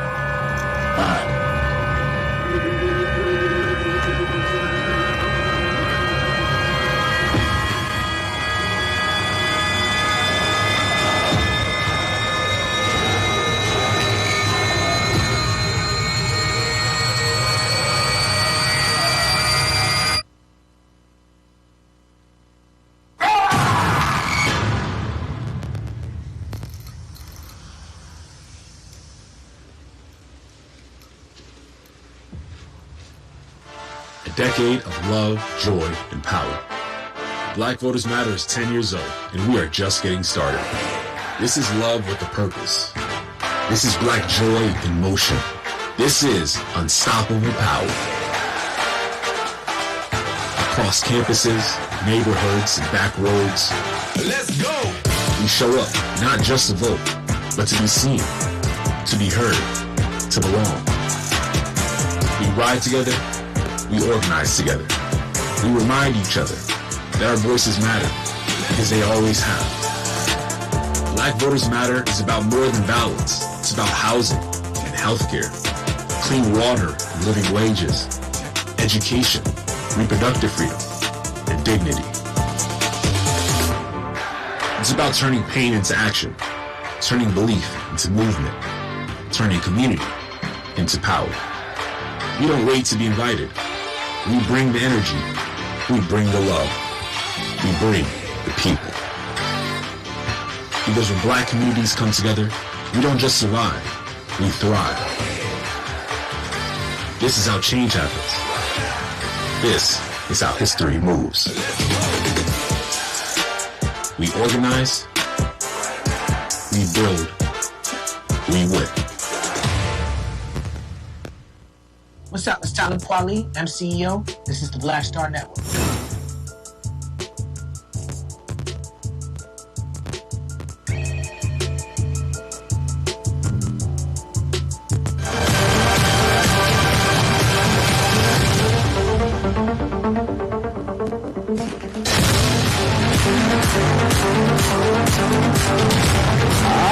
Welcome back. We're here at Virginia State University. Roland Martin Unfiltered, broadcasting live. Great to be back here. Our next two guests, y'all know them well. Sitting to my left, Virginia's senior senator, Mark Warner. And, of course, the first black Speaker of the House in Virginia, Speaker Don Scott. All right, let's get right into it. One of the things that we are seeing here, when we talk about, and I've been saying that this administration targeting African Americans, defunding Black America, we have a grossly unqualified individual who wasn't even good. Right. That's a long list. Who wasn't even qualified to be even a TV anchor, who's Secretary of Defense, who is specifically targeting black folks. I had retired Lieutenant General Russell Honore, who said he sat on that group where they recommended people. He said it was an apolitical process. This man is targeting black members of the military, women in the military. He desires white men in leadership in the military, and as Pete Hicks said, and that's what happens again when people don't vote. This is the end result.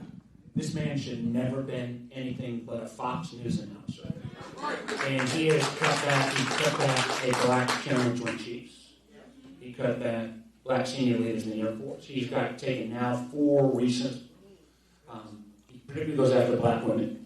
And the military, for all its flaws, was the place that was merit-based. And he is trying to reverse that from the last 60 years. So the people who claim merit now don't like merit in the military. They want merit that when people pay their time, do their dues, and rise up through a meritocracy, he is now saying, no, if you don't look like me, you're not going to get a promotion. But because we all know that the only reason he's Secretary of Defense is because he was so great, right? Only the best people.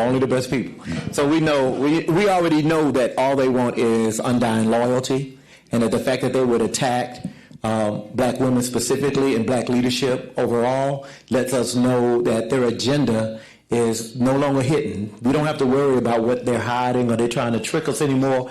They're blatant. They're saying the quiet part very loudly. And if you're not getting the memo now and you're still defending these folks, then we got some problems. And the reason this is important because, I've been trying to get people to see it in a much broader way. First of all, when you deny the promotion, for many of these folks, promotion only lasts 2 or 3 years, and then they retire. So they're retiring at a lower level. You're impacting the economics. Their retirement pay. With the retirement pay. How they're viewed. Then what you're also doing is you are actually stunting the growth of an individual going from 1-star to 2-star to 3-star to 4-star. And so the end result is if this continues over the next 2 years until 2028, and let's say the Democrat wins in 2029, that means you're going to have 4 years of stunted growth, and that is a loss of a lot of leadership. And talent. And you compound that with a couple of things. One, I was chairman of the Intelligence Committee, now I'm the vice chairman. They are also undermining the whole intelligence community. If people speak truth to power, they get fired. And what I've seen, when I've worked with a lot of these Republican senators, I think they love our country, but they have lost all backbone and spine. There is no Republican Party. There's a group of sycophants to Donald Trump. And I've seen Republican senators quit that. I wish they would go public because they said to me, Mark, I don't like this, but I can't afford to pay for security because what happens is this MAGA crowd goes not only after the senators or the speaker, but we all absorb that. That shouldn't be the price of admission, but it is. But what this crowd does is they go after the families, particularly their daughters. And one senator told me, I can't afford to pay security for my 4 daughters. This senator's quitting. And if we allow this to go on, and if we don't call a halt, and part of what we're trying to do here in Virginia is to call a halt and say, no, you cannot, because they will. I wrote a big piece in the New York Times the other day. They are going to try to corrupt this election. So we have to win in such a margin that there is no doubt about the people of Virginia, the people of Texas, you name it, in terms of what the margin is. But it all starts, at least in Virginia, because we are ground zero on this redistricting battle. We don't get yes, then our ability to really move this debate on a national basis is going to be dramatically undercut. I played this clip down on my show, and it came from, obviously, school in Virginia for the movie Remember the Titans, when he said, Herman, leave no doubt.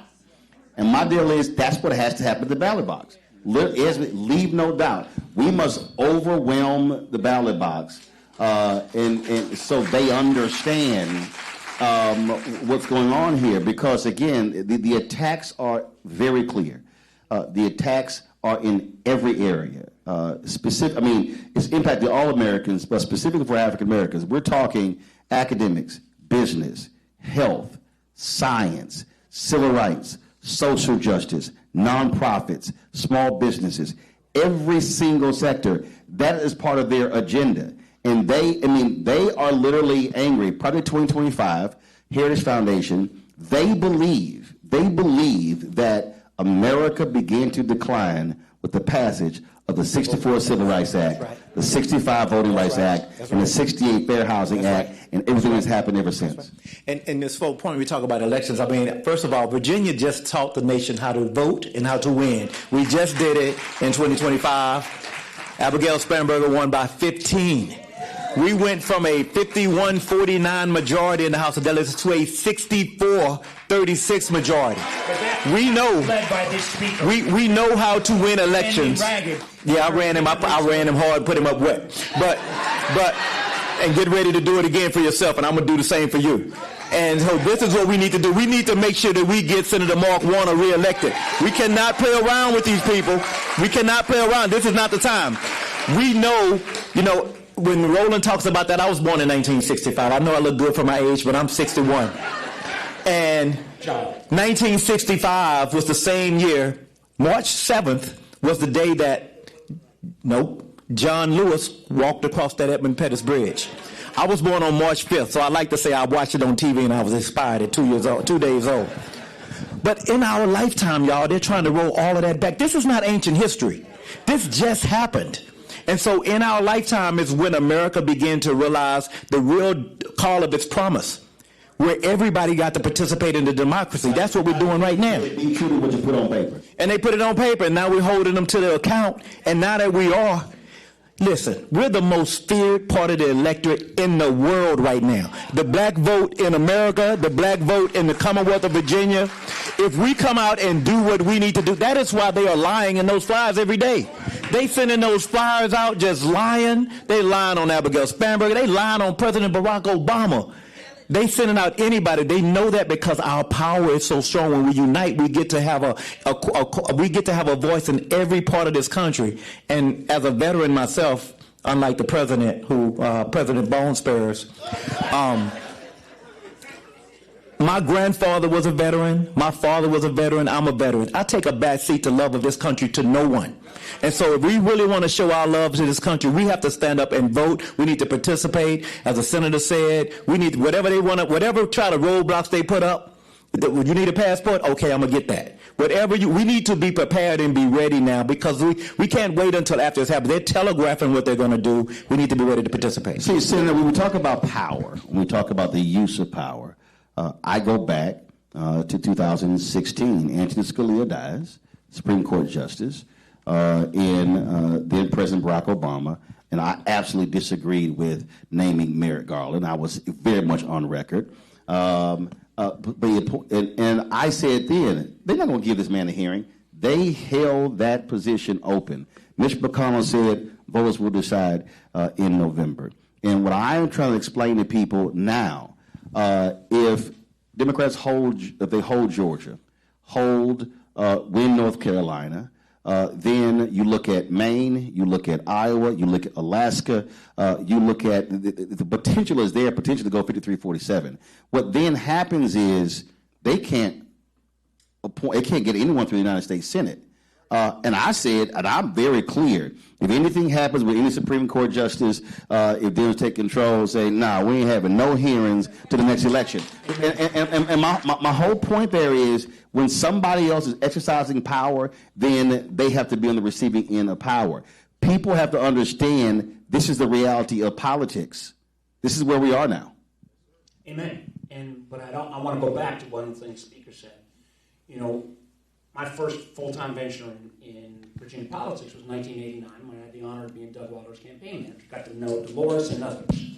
We went from that being the capital of the Confederacy to what happened, what the governor did, Lieutenant Governor, Attorney General, but this young man here, we're the only state in the country that's got a black speaker. We're the only state in the country that's got a black chairman of the Appropriations Committee in the House, a black female chairman of the Senate Finance Committee, and she works it up pretty good, Louise, a black head of the Democratic Senate Caucus. This translates into power. And of the 64 members, how many of those new members of the 13? 7, 6, 7, 8. One of them right there, Kimberly Pope Adams, right there from Petersburg. And that translates into being willing to take on a bold thing.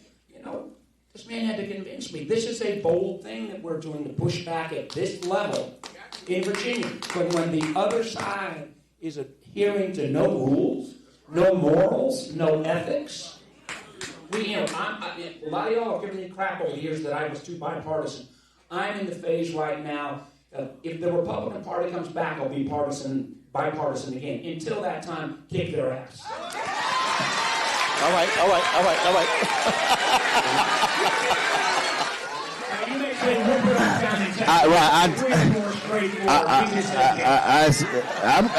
I ain't got a problem kicking, but that's better than that simper, temper, whatever. Tim, I ain't know what. Just remember, he is my junior senator. We actually met at law school. We did not meet in the library. Speaker Scott, the point about, again, I try to explain to the audience, again, how power is used. So in the short time, we're only talking 2.5 months, where you control the House, you control the Senate, and the governor's mansion. For folks who don't know what is already being passed and signed into law. Oh, man, listen. She just sent me a list, too, the governor did. Today, who in here would want their family member supporting a family making what's the federal minimum wage, $7.25? $7.25. Who gonna work for that? Raise your hand. Okay. Right now in Virginia, we bumped it up to $13, but now we just passed a bill guaranteeing the minimum wage at $15 an hour. That's a living wage. Minimum wage. And not only that, it will continue to go up with inflation. So 15 is not the end. It will go up in living wage for people that are working every single day to be able to afford to subsist, to survive, in some cases to thrive. Why do you work 2 jobs and not make $60,000 a year if you're working 2 jobs, which is what that is? That's one. We passed affordable housing bills. We passed bills to lower utility costs. We passed bills to make our streets safer. Right now, in today, we're doing that. And we put unprecedented amount of funding in public education. Unprecedented. We have a teacher pay raise in the budget right now once we get it done. And we're going to get a budget, y'all. We're just fighting a little bit. It's just family affair. We're going to get it straight. But we're going to get a budget. Senator Lucas is flexing. She's strong sister, and she's going to get it done. And luckily we got... she's such a quiet church lady. And if she would just figure out how to use social media. Yeah. But she'll be joining us tomorrow from Norfolk State. Yeah. Look forward to having her. But she's fighting, and we're fighting to make sure that we do all of the things. One of the things that I was asked about this moment that we're in right now, our ancestors would be so proud of what we've done and what we're doing right now here in the capital of the Confederacy, as the governor said. But not only that, they would be ashamed if we didn't stand up in this moment and fight back right now to make sure that our children and grandchildren don't have to have that fight the next generation. We need to do our work right now. Each and every one of us, regardless of race, creed, or we need to do our work right now because dude is crazy. Dude is going to war. He tweeting out on Easter Sunday. He tweeting out stuff. He cursing and acting a fool on Easter Sunday, and just trying to control. He's actually a Christian, so. Well, I mean, but at least he can pretend. All right, so. Well, you know what he say, 2 Corinthians. But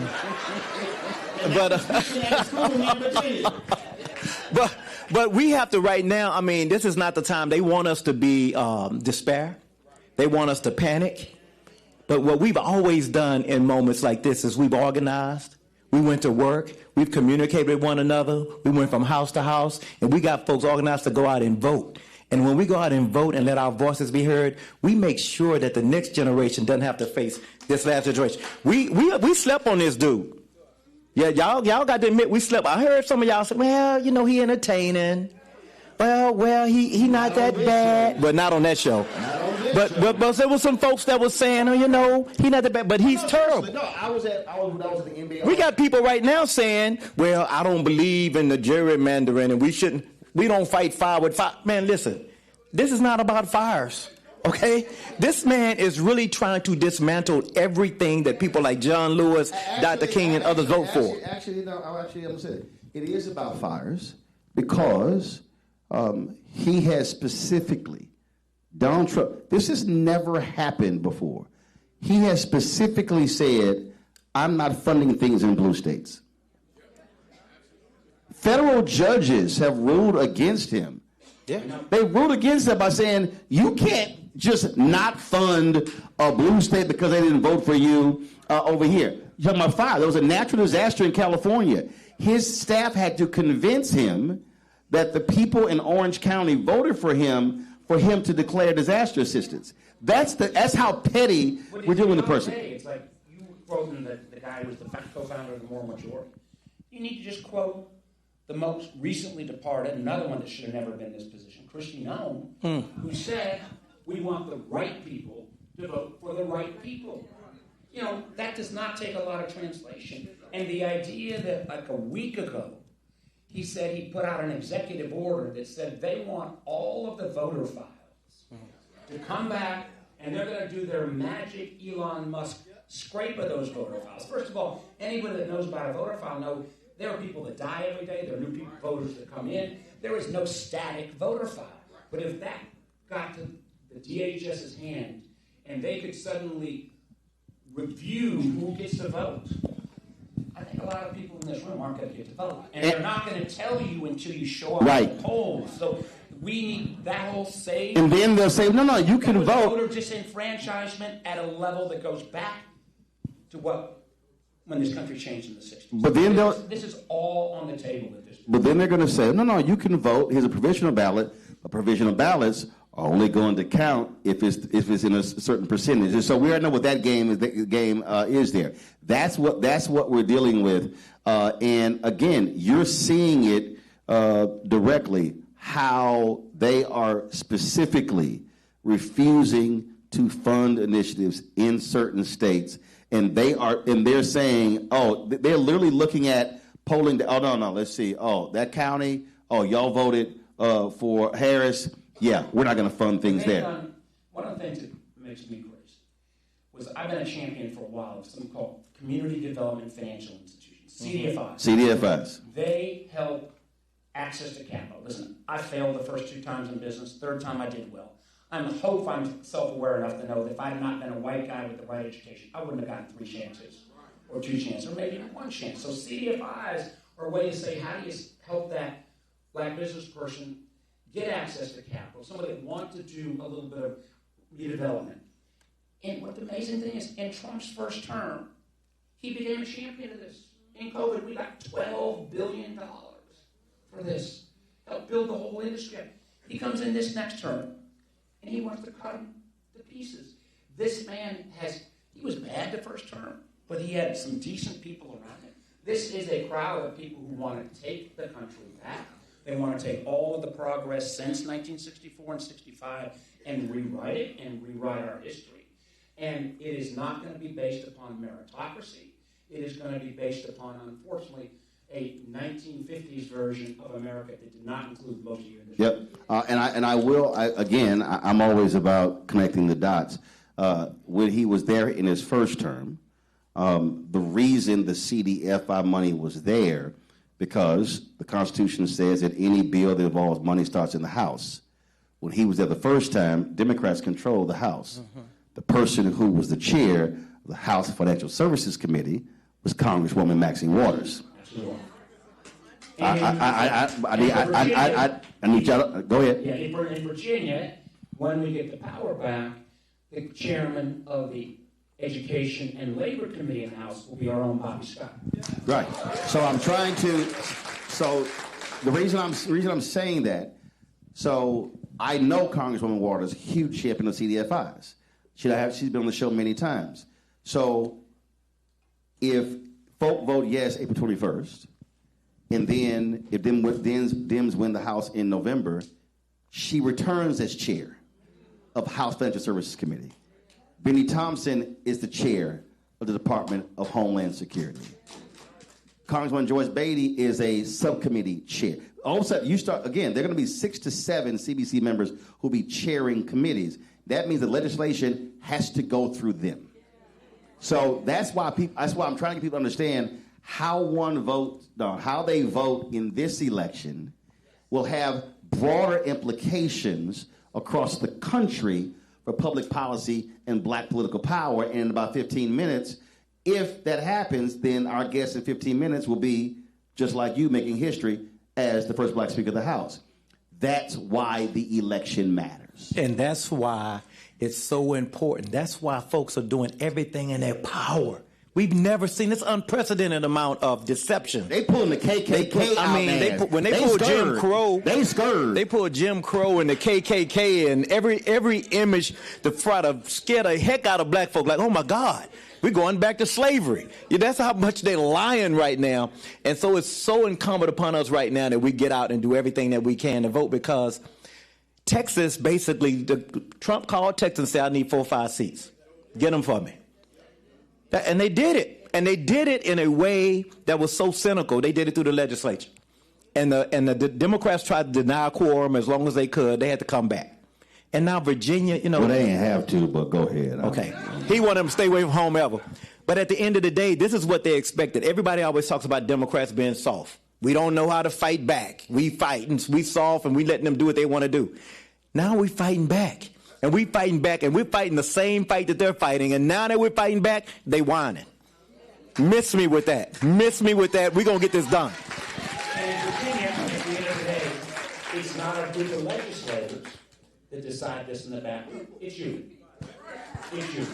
So if we don't come out on April 21st, and up the week before, we can't blame it on Delores, right. Kimberly, or even Don Scott. If you haven't voted now, y'all need to leave here tomorrow morning, and they open at it. Go vote tomorrow. Then on Super Saturday, next Saturday, go vote again. Super Saturday. Then the following Saturday, take everybody we all got to go out and vote. We should be breaking records right now. Right. The data tells us right now, which is unbelievable to me because I just spent a whole year of my life running this last election. Right now, the turnout is higher now than it was in the 2025 gubernatorial election.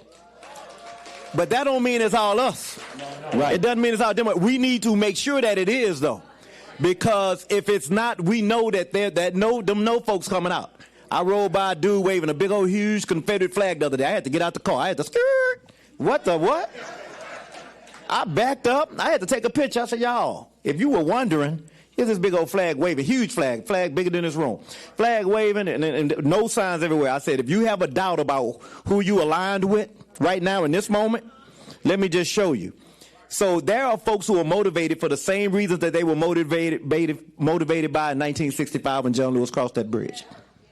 Senator Warner, there's somebody watching, there's somebody listening, and they're just not buying it. If you were standing in front of them, trying to convince them why they must be active and engaged in this election, what would you tell them? I tell them, one, unless you want your son or daughter or grandson or granddaughter to end up in another war in the Middle East, if you think that is important, vote yes on this referendum to make sure that we can stop it.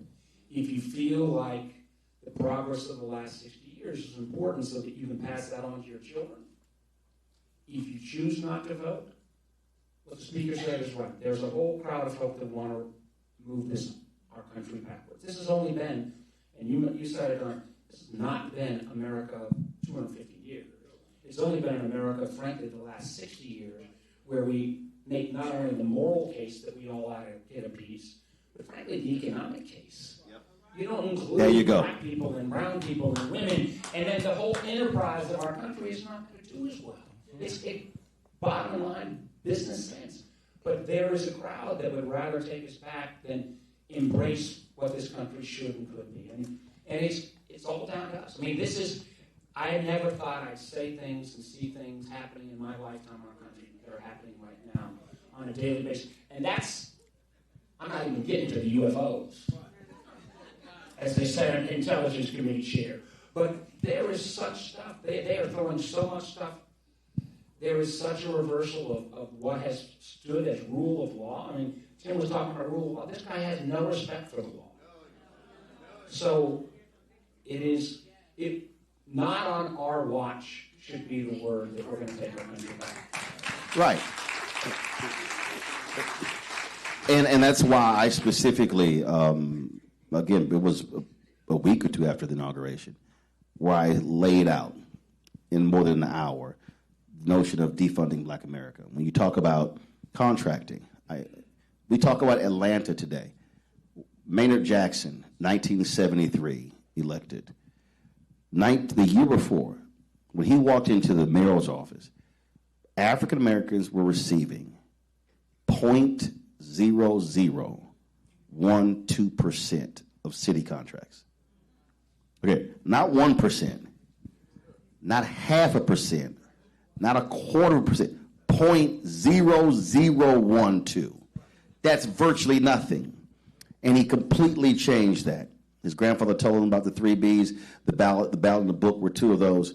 And what we have to recognize, and again, when you talk about the CDFIs, loaning, in Trump's budget, we broke it down on the show last week, they want to completely eradicate programs for black businesses.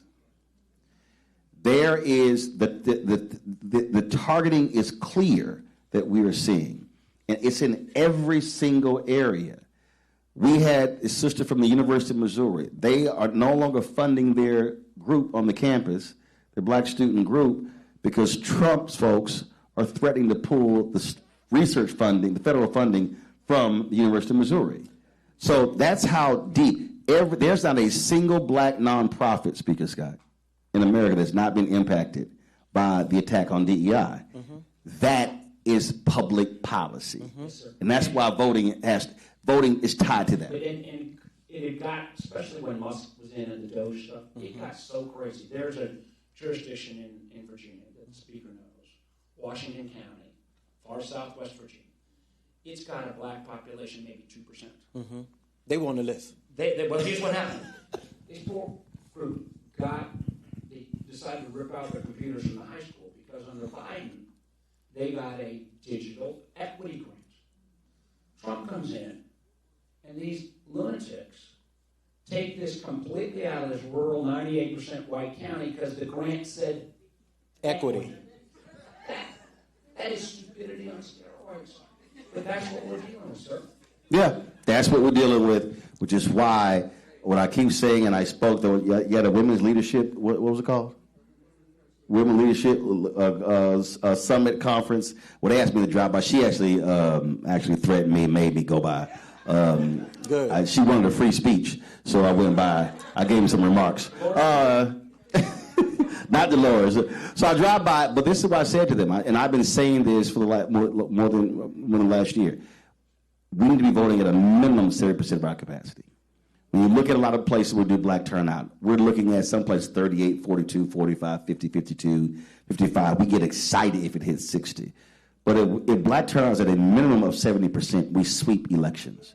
The numbers are the numbers.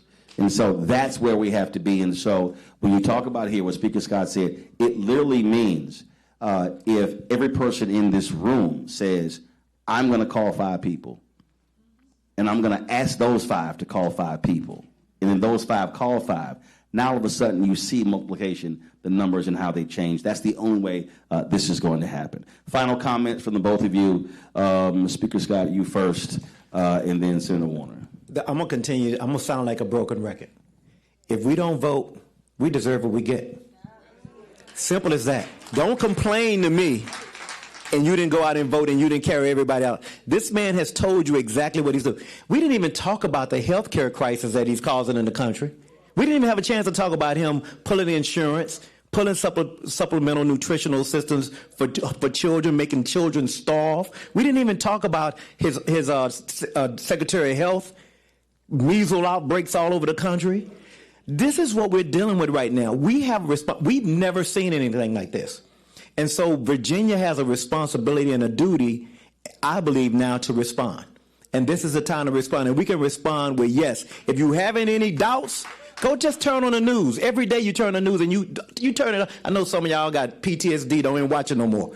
But if you turn it on, you're going to see, can he do that? Every day. You can't, is that legal? Is anybody doing anything about that? The problem is we don't control Congress. And so because there's no check on him and they're so afraid of him, right. It is a cult. Everything that they're doing. So I'm telling everybody, unless you want to be drinking the Kool-Aid too, this is the time to go out and vote. Senator.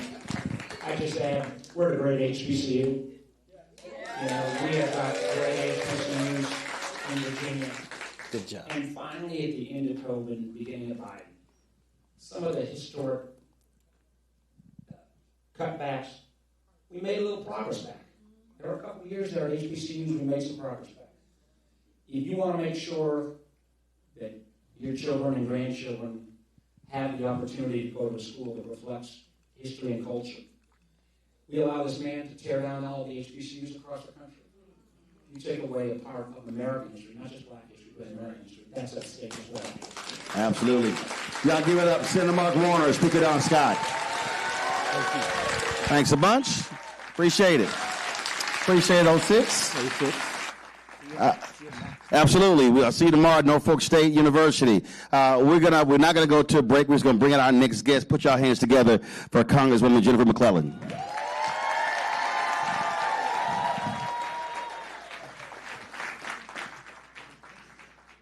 Right here. That's fine. You're going to switch by? That's cool. All right. So, according to the black folks who've been paid to send flyers out, Virginia's in danger of losing your seat.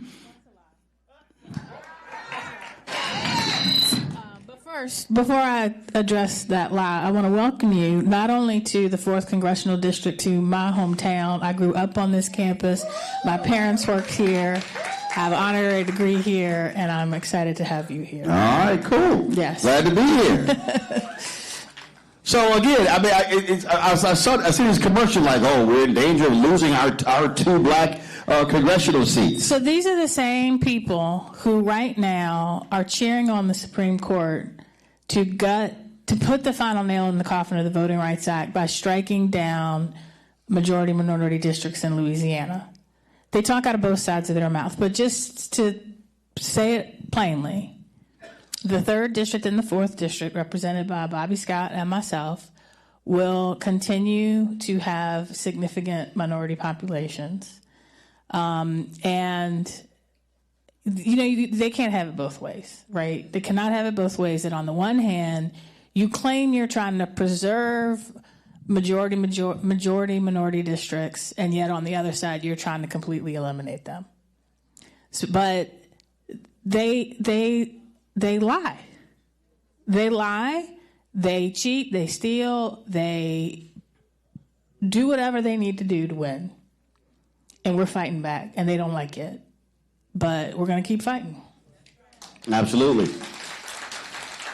It has been it's been an interesting conversation, and again, the point that when you talk about seats, and I'm going to keep hammering this, in the last 4 years, but even in the last year, Republicans have wiped out 5 black congressional seats. Mm-hmm. And again, when that Louisiana versus Calais decision comes down, some estimates say that could wipe out 20 seats on the federal level. Mm-hmm. That number is going to be even higher when we start talking about.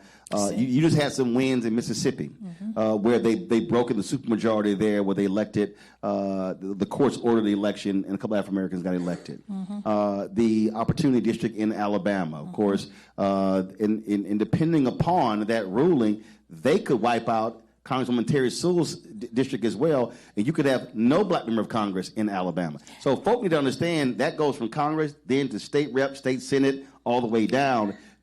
This is what we're living in, where they are saying they want to completely wipe out the last 60 years of progress. No, they want to wipe out the last 150 years of progress, not just the last 50 years. Yeah, because of course, the Supreme Court case in the 14th Amendment, that's one of the Reconstruction Amendments. That's right.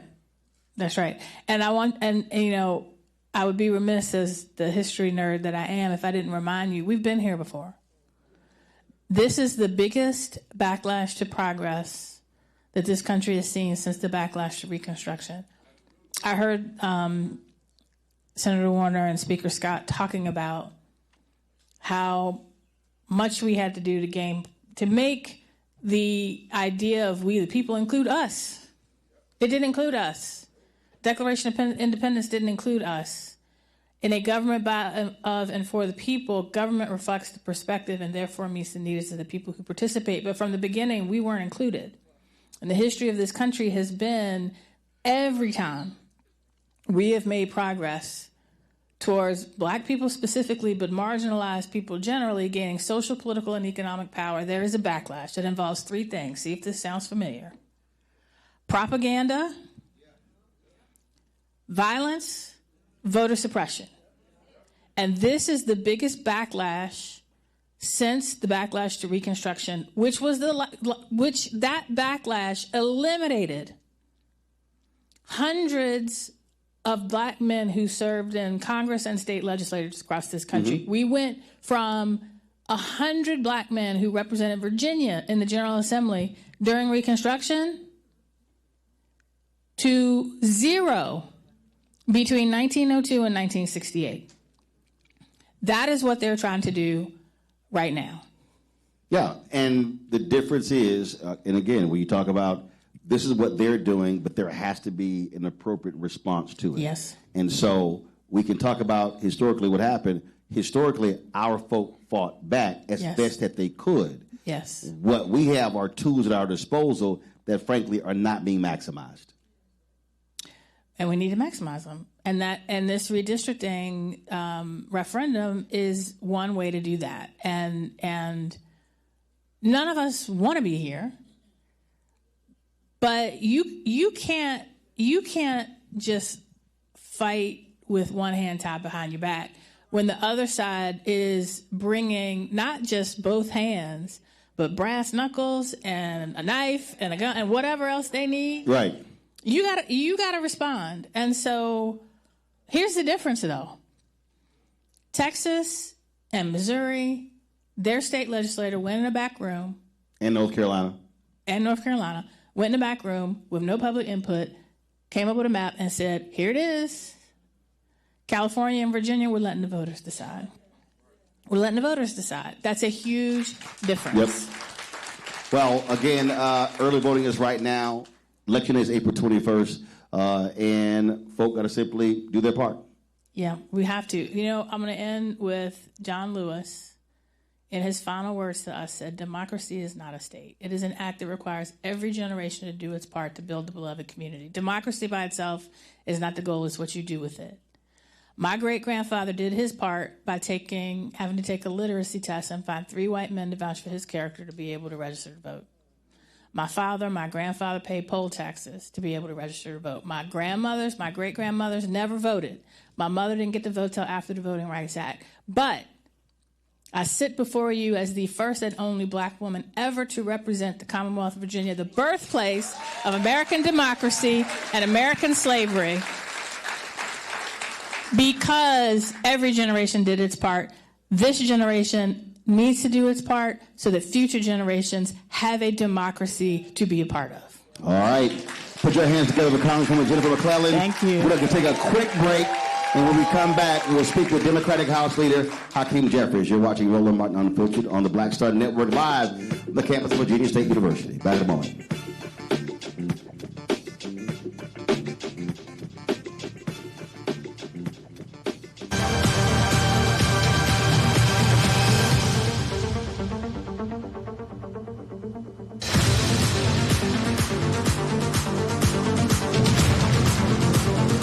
MAGA Republicans ended diversity programs, cut funding for black students, and fired federal employees.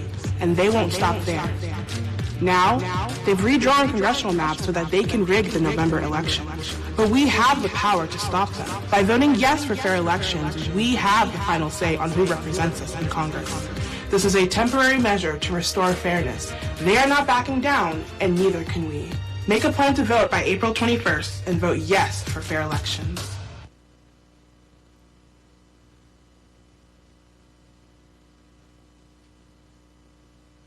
I'm Russell L. Honoré, Lieutenant General, United States Army, retired, and you're watching Roland Martin Unfiltered.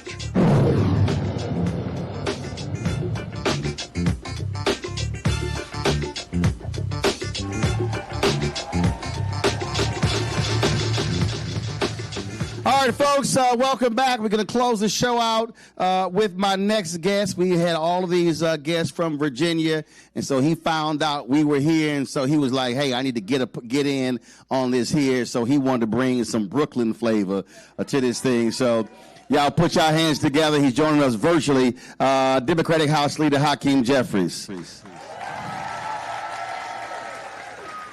Good evening, good evening, good evening. Great to be with you, Roland. Great to be with all of you in the Commonwealth of Virginia. We've been talking about and we've been laying out in terms of what is going to happen in terms of with this election in Virginia. It has national implications. What happens here can impact who controls the United States House. That determines Democrats win the House. Then, if elected, you become the first black Speaker of the House. But also, you're going to see CDC members chairing committees, chairing subcommittees. And so, really, this state election could very well determine the nation moving forward.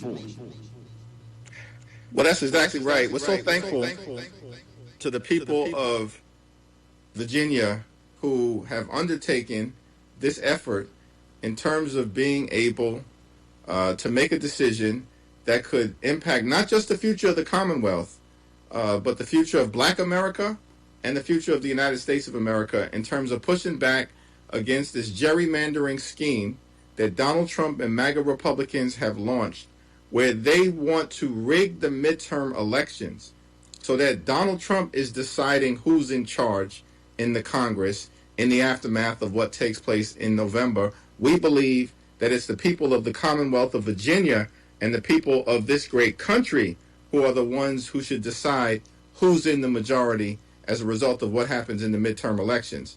And in making that decision, it will have a significant impact on the quality of life of the American people. Because what this Republican-controlled Congress has done in terms of increasing the cost of living, ICE is totally out of control. They've gotten us into this reckless war of choice in the Middle East, where they're spending billions of dollars to drop bombs in the Middle East, in Iran, but won't spend a dime to make health care more affordable for the American people. They're doing policy violence to everyday Americans. And the best chance for us to reverse it is to make sure that there are free and fair elections in November. And voting yes on this referendum will give us the best possible chance to ensure that that's what takes place. What I have been saying as well is that when you look at then who controls levers of power, what they've done is they've wiped out 5 black districts, 2 in Texas, 1 in Florida, 1 in Missouri, 1 in North Carolina. If this passes in Virginia, then what you will see in Congress, you will see African Americans chairing committees, 30 CBC members being subcommittee chairs. That's the folks who are deciding what bills move forward, what gets placed in those bills. And so that expands the opportunities for African Americans nationally by having those members being in control. Because, look, as you know it, Congresswoman McClellan knows it, it's a huge difference when you're in the majority versus being in the minority. There's no doubt about that. I have the honor of representing a district that was first represented by the late, great Shirley Chisholm. And I serve in many of the neighborhoods that she once represented. Of course, when Shirley Chisholm was first elected, she was the first African-American woman ever to serve in the United States Congress. And in 1971, when the Congressional Black Caucus was founded, there were 13 members, 12 powerful brothers, and 1 incredible sister, Shirley Chisholm. Now, in 2026, there are more than 60 members of the Congressional Black Caucus, a majority of whom are black women.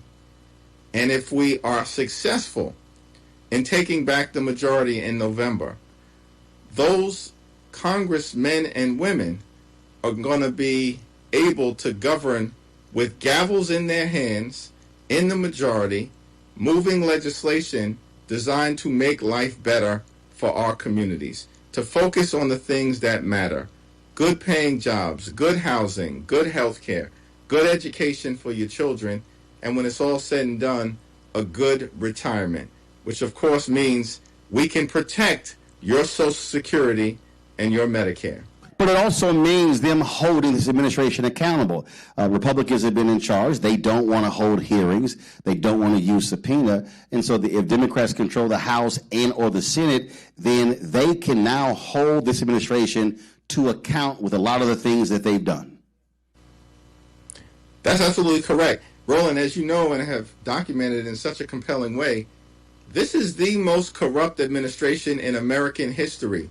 Donald Trump is an organized crime boss, and he's running a Trump cartel. And if these people are focused on enriching themselves, their family members, and their donors, then they're not focused on making life more affordable for the American people. And there's got to be accountability for the damage that they have done. Now, we've been successful so far in running some of these extreme cabinet members out of office. Kristi Noem is gone. Pam Bondi is gone. And we're working on Pete Hegseth next. We've done this in the minority. Imagine what we can do when we're in the majority. Well, we certainly see what Pete Hegseth is doing in running off black folks from promotions in the military. And so it certainly would be great to see him run off, because he is grossly incompetent in that particular position and not even remotely qualified for it. Last question for you before our time runs out, and I've asked this numerous times. What would you say to a brother, a sister, young voter, middle-aged, older voter, who says, I don't really see the big deal. Why do I actually have to turn out in this election? What would you tell that person? Elections matter, and elections have consequences, and we're living through that right now.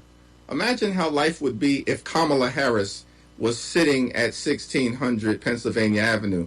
Instead, we have a hater in the White House. And as a result of the policies that have been put into place, black unemployment is up, black home ownership is down, and at least 300,000 black women have lost their jobs, many of whom were federal employees who worked in Virginia or in other parts of the country, and others who have lost their jobs in the private sector. This is extraordinary. A lot of damage has been done because of who's in power right now. And we can both reverse that damage and bring about a brighter future for our young brothers and sisters, so that their talent and ability and creativity and brilliance can be brought to life. Right then, Democratic Leader Hakeem Jeffries. Now, I can't fully see, did you actually wear a Kappa shirt on my show? Well, you may be able to see the Kaine, and I wanted to make sure that the Divine Nine was fully represented, because if it's a Roland Martin operation, I know that Alpha Phi Alpha Fraternity Incorporated will always be fully represented, and I wanted to make sure that this 1911 organization was counted amongst the number along with everybody else. Well, I'll check it, because, you know, I said, he wearing it. The only thing worse if you wore a Yankees shirt, me being an Astros fan. All right, Democratic Leader Hakeem Jeffries, I appreciate it. Thanks a lot. I'm gonna close this out with this. You've heard folks say elections matter, but it's not just you voting; it's also what is visible. You heard Speaker Scott say he's driving, sees this huge Confederate flag, signs everywhere. And I've had a lot of people tell me, and I remember this in 2016 when Hillary Clinton was running for president, and the same thing in last election. I've heard a lot of these really smart, and I'll be very clear, white Democratic strategists like, oh, that stuff like yard signs and door knock, that stuff doesn't matter. It actually does, because what happens is when people see a plethora of signs from the other side, they say that becomes momentum building. And so when we talk about putting signs, and listen, my parents ran elections, they worked on campaigns, and I remember being 10 and 11 and 12, having splinters in my hand, having to have some gloves by having to carry them damn yard signs. And so when we talk about how old school is still new school, old school still works. Yard signs matter. Door knockers matter. Calling people matter. offering people ride to the polls matter. And so Bishop William Barber and I have talked about this a whole lot. We've talked about getting 1,000 alphas to come together to be trained in organizing and mobilizing. And what I need this generation to understand in Virginia, in Petersburg, but also in this country, is that we can't hope somebody else does it. We can't hope someone else actually shows up. Again, I am the child of two people who were engaged in what was happening in our community in Clinton Park in Houston with our civic club and caring about the things happening there. And so this election impacts every single thing. It literally impacts the neighborhood. It impacts the person, the street, the block, the neighborhood, the city, the state, the country. But that requires all of us to be fully engaged to make this happen. It requires us using our voice. It requires us, yes, challenging people, asking them, are you registered? And if you are, have you voted? If you've not, when are you going to vote? And then if you have not voted, you can't come to my house for Sunday dinner if you haven't voted. You can't come hang out and watch the game if you haven't voted. Everybody should be saying, no, I need to see your sticker showing that you actually voted, because that's the only way that happens. Again, I grew up where you just couldn't just walk through and say, yeah, man, I sort of skipped it. No, because every single election matters. And we say this all the time, that every election matters. There's no such thing as, well, this is the most important election of our time, because every single election, because the people who are voting, they understand what happens when they win. And when they win, they exercise power. And when they exercise power, then somebody's going to be a loser, somebody's going to be a winner. I need us to be on the winning side, and then us determining what public policy that we want, and then holding those folks accountable. And I'm a firm believer that there are politicians who are not doing the job. If they're Democrat or Republican, throw them out of office. That's why we have the power of the vote. But this is an opportunity for this generation to battle Jim Crow 2.0. And what we are witnessing is an absolute attack on Black America. So I need Black Virginians, I need Black folks in Petersburg to rise up and then show them, if y'all want to see what it looks like to piss Black people off, then we will show you what it looks like by turning out in massive numbers and giving you that big fat L on the night of April 21st. So let me thank everybody for being here in Virginia State. Tomorrow, we're going to be at Norfolk State. All right, Norfolk, give me a crowd shot. Norfolk, y'all going to have to show up. Virginia State turned it out. So we're going to see what y'all do at Norfolk State.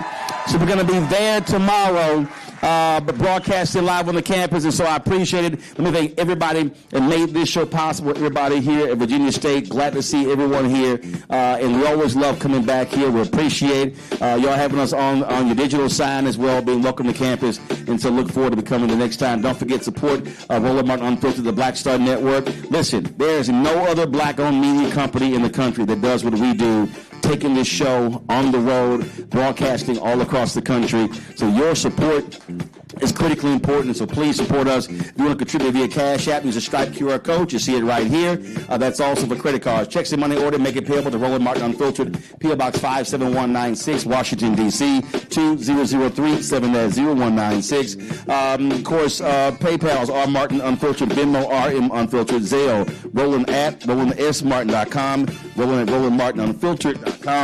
We also, of course, be sure to get our app, our Black Star Network app, Apple phone, Android phone, Apple TV, Android TV, Roku, Amazon Fire TV, Samsung Smart TV.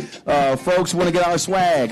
Y'all see this zip-up that I have? We've got zip-up, hoodies, hats, all that good stuff. Go to shopblackstarnetwork.com, shopblackstarnetwork.com. And you also go there. We've got more than 50 Black-owned businesses on our virtual mall.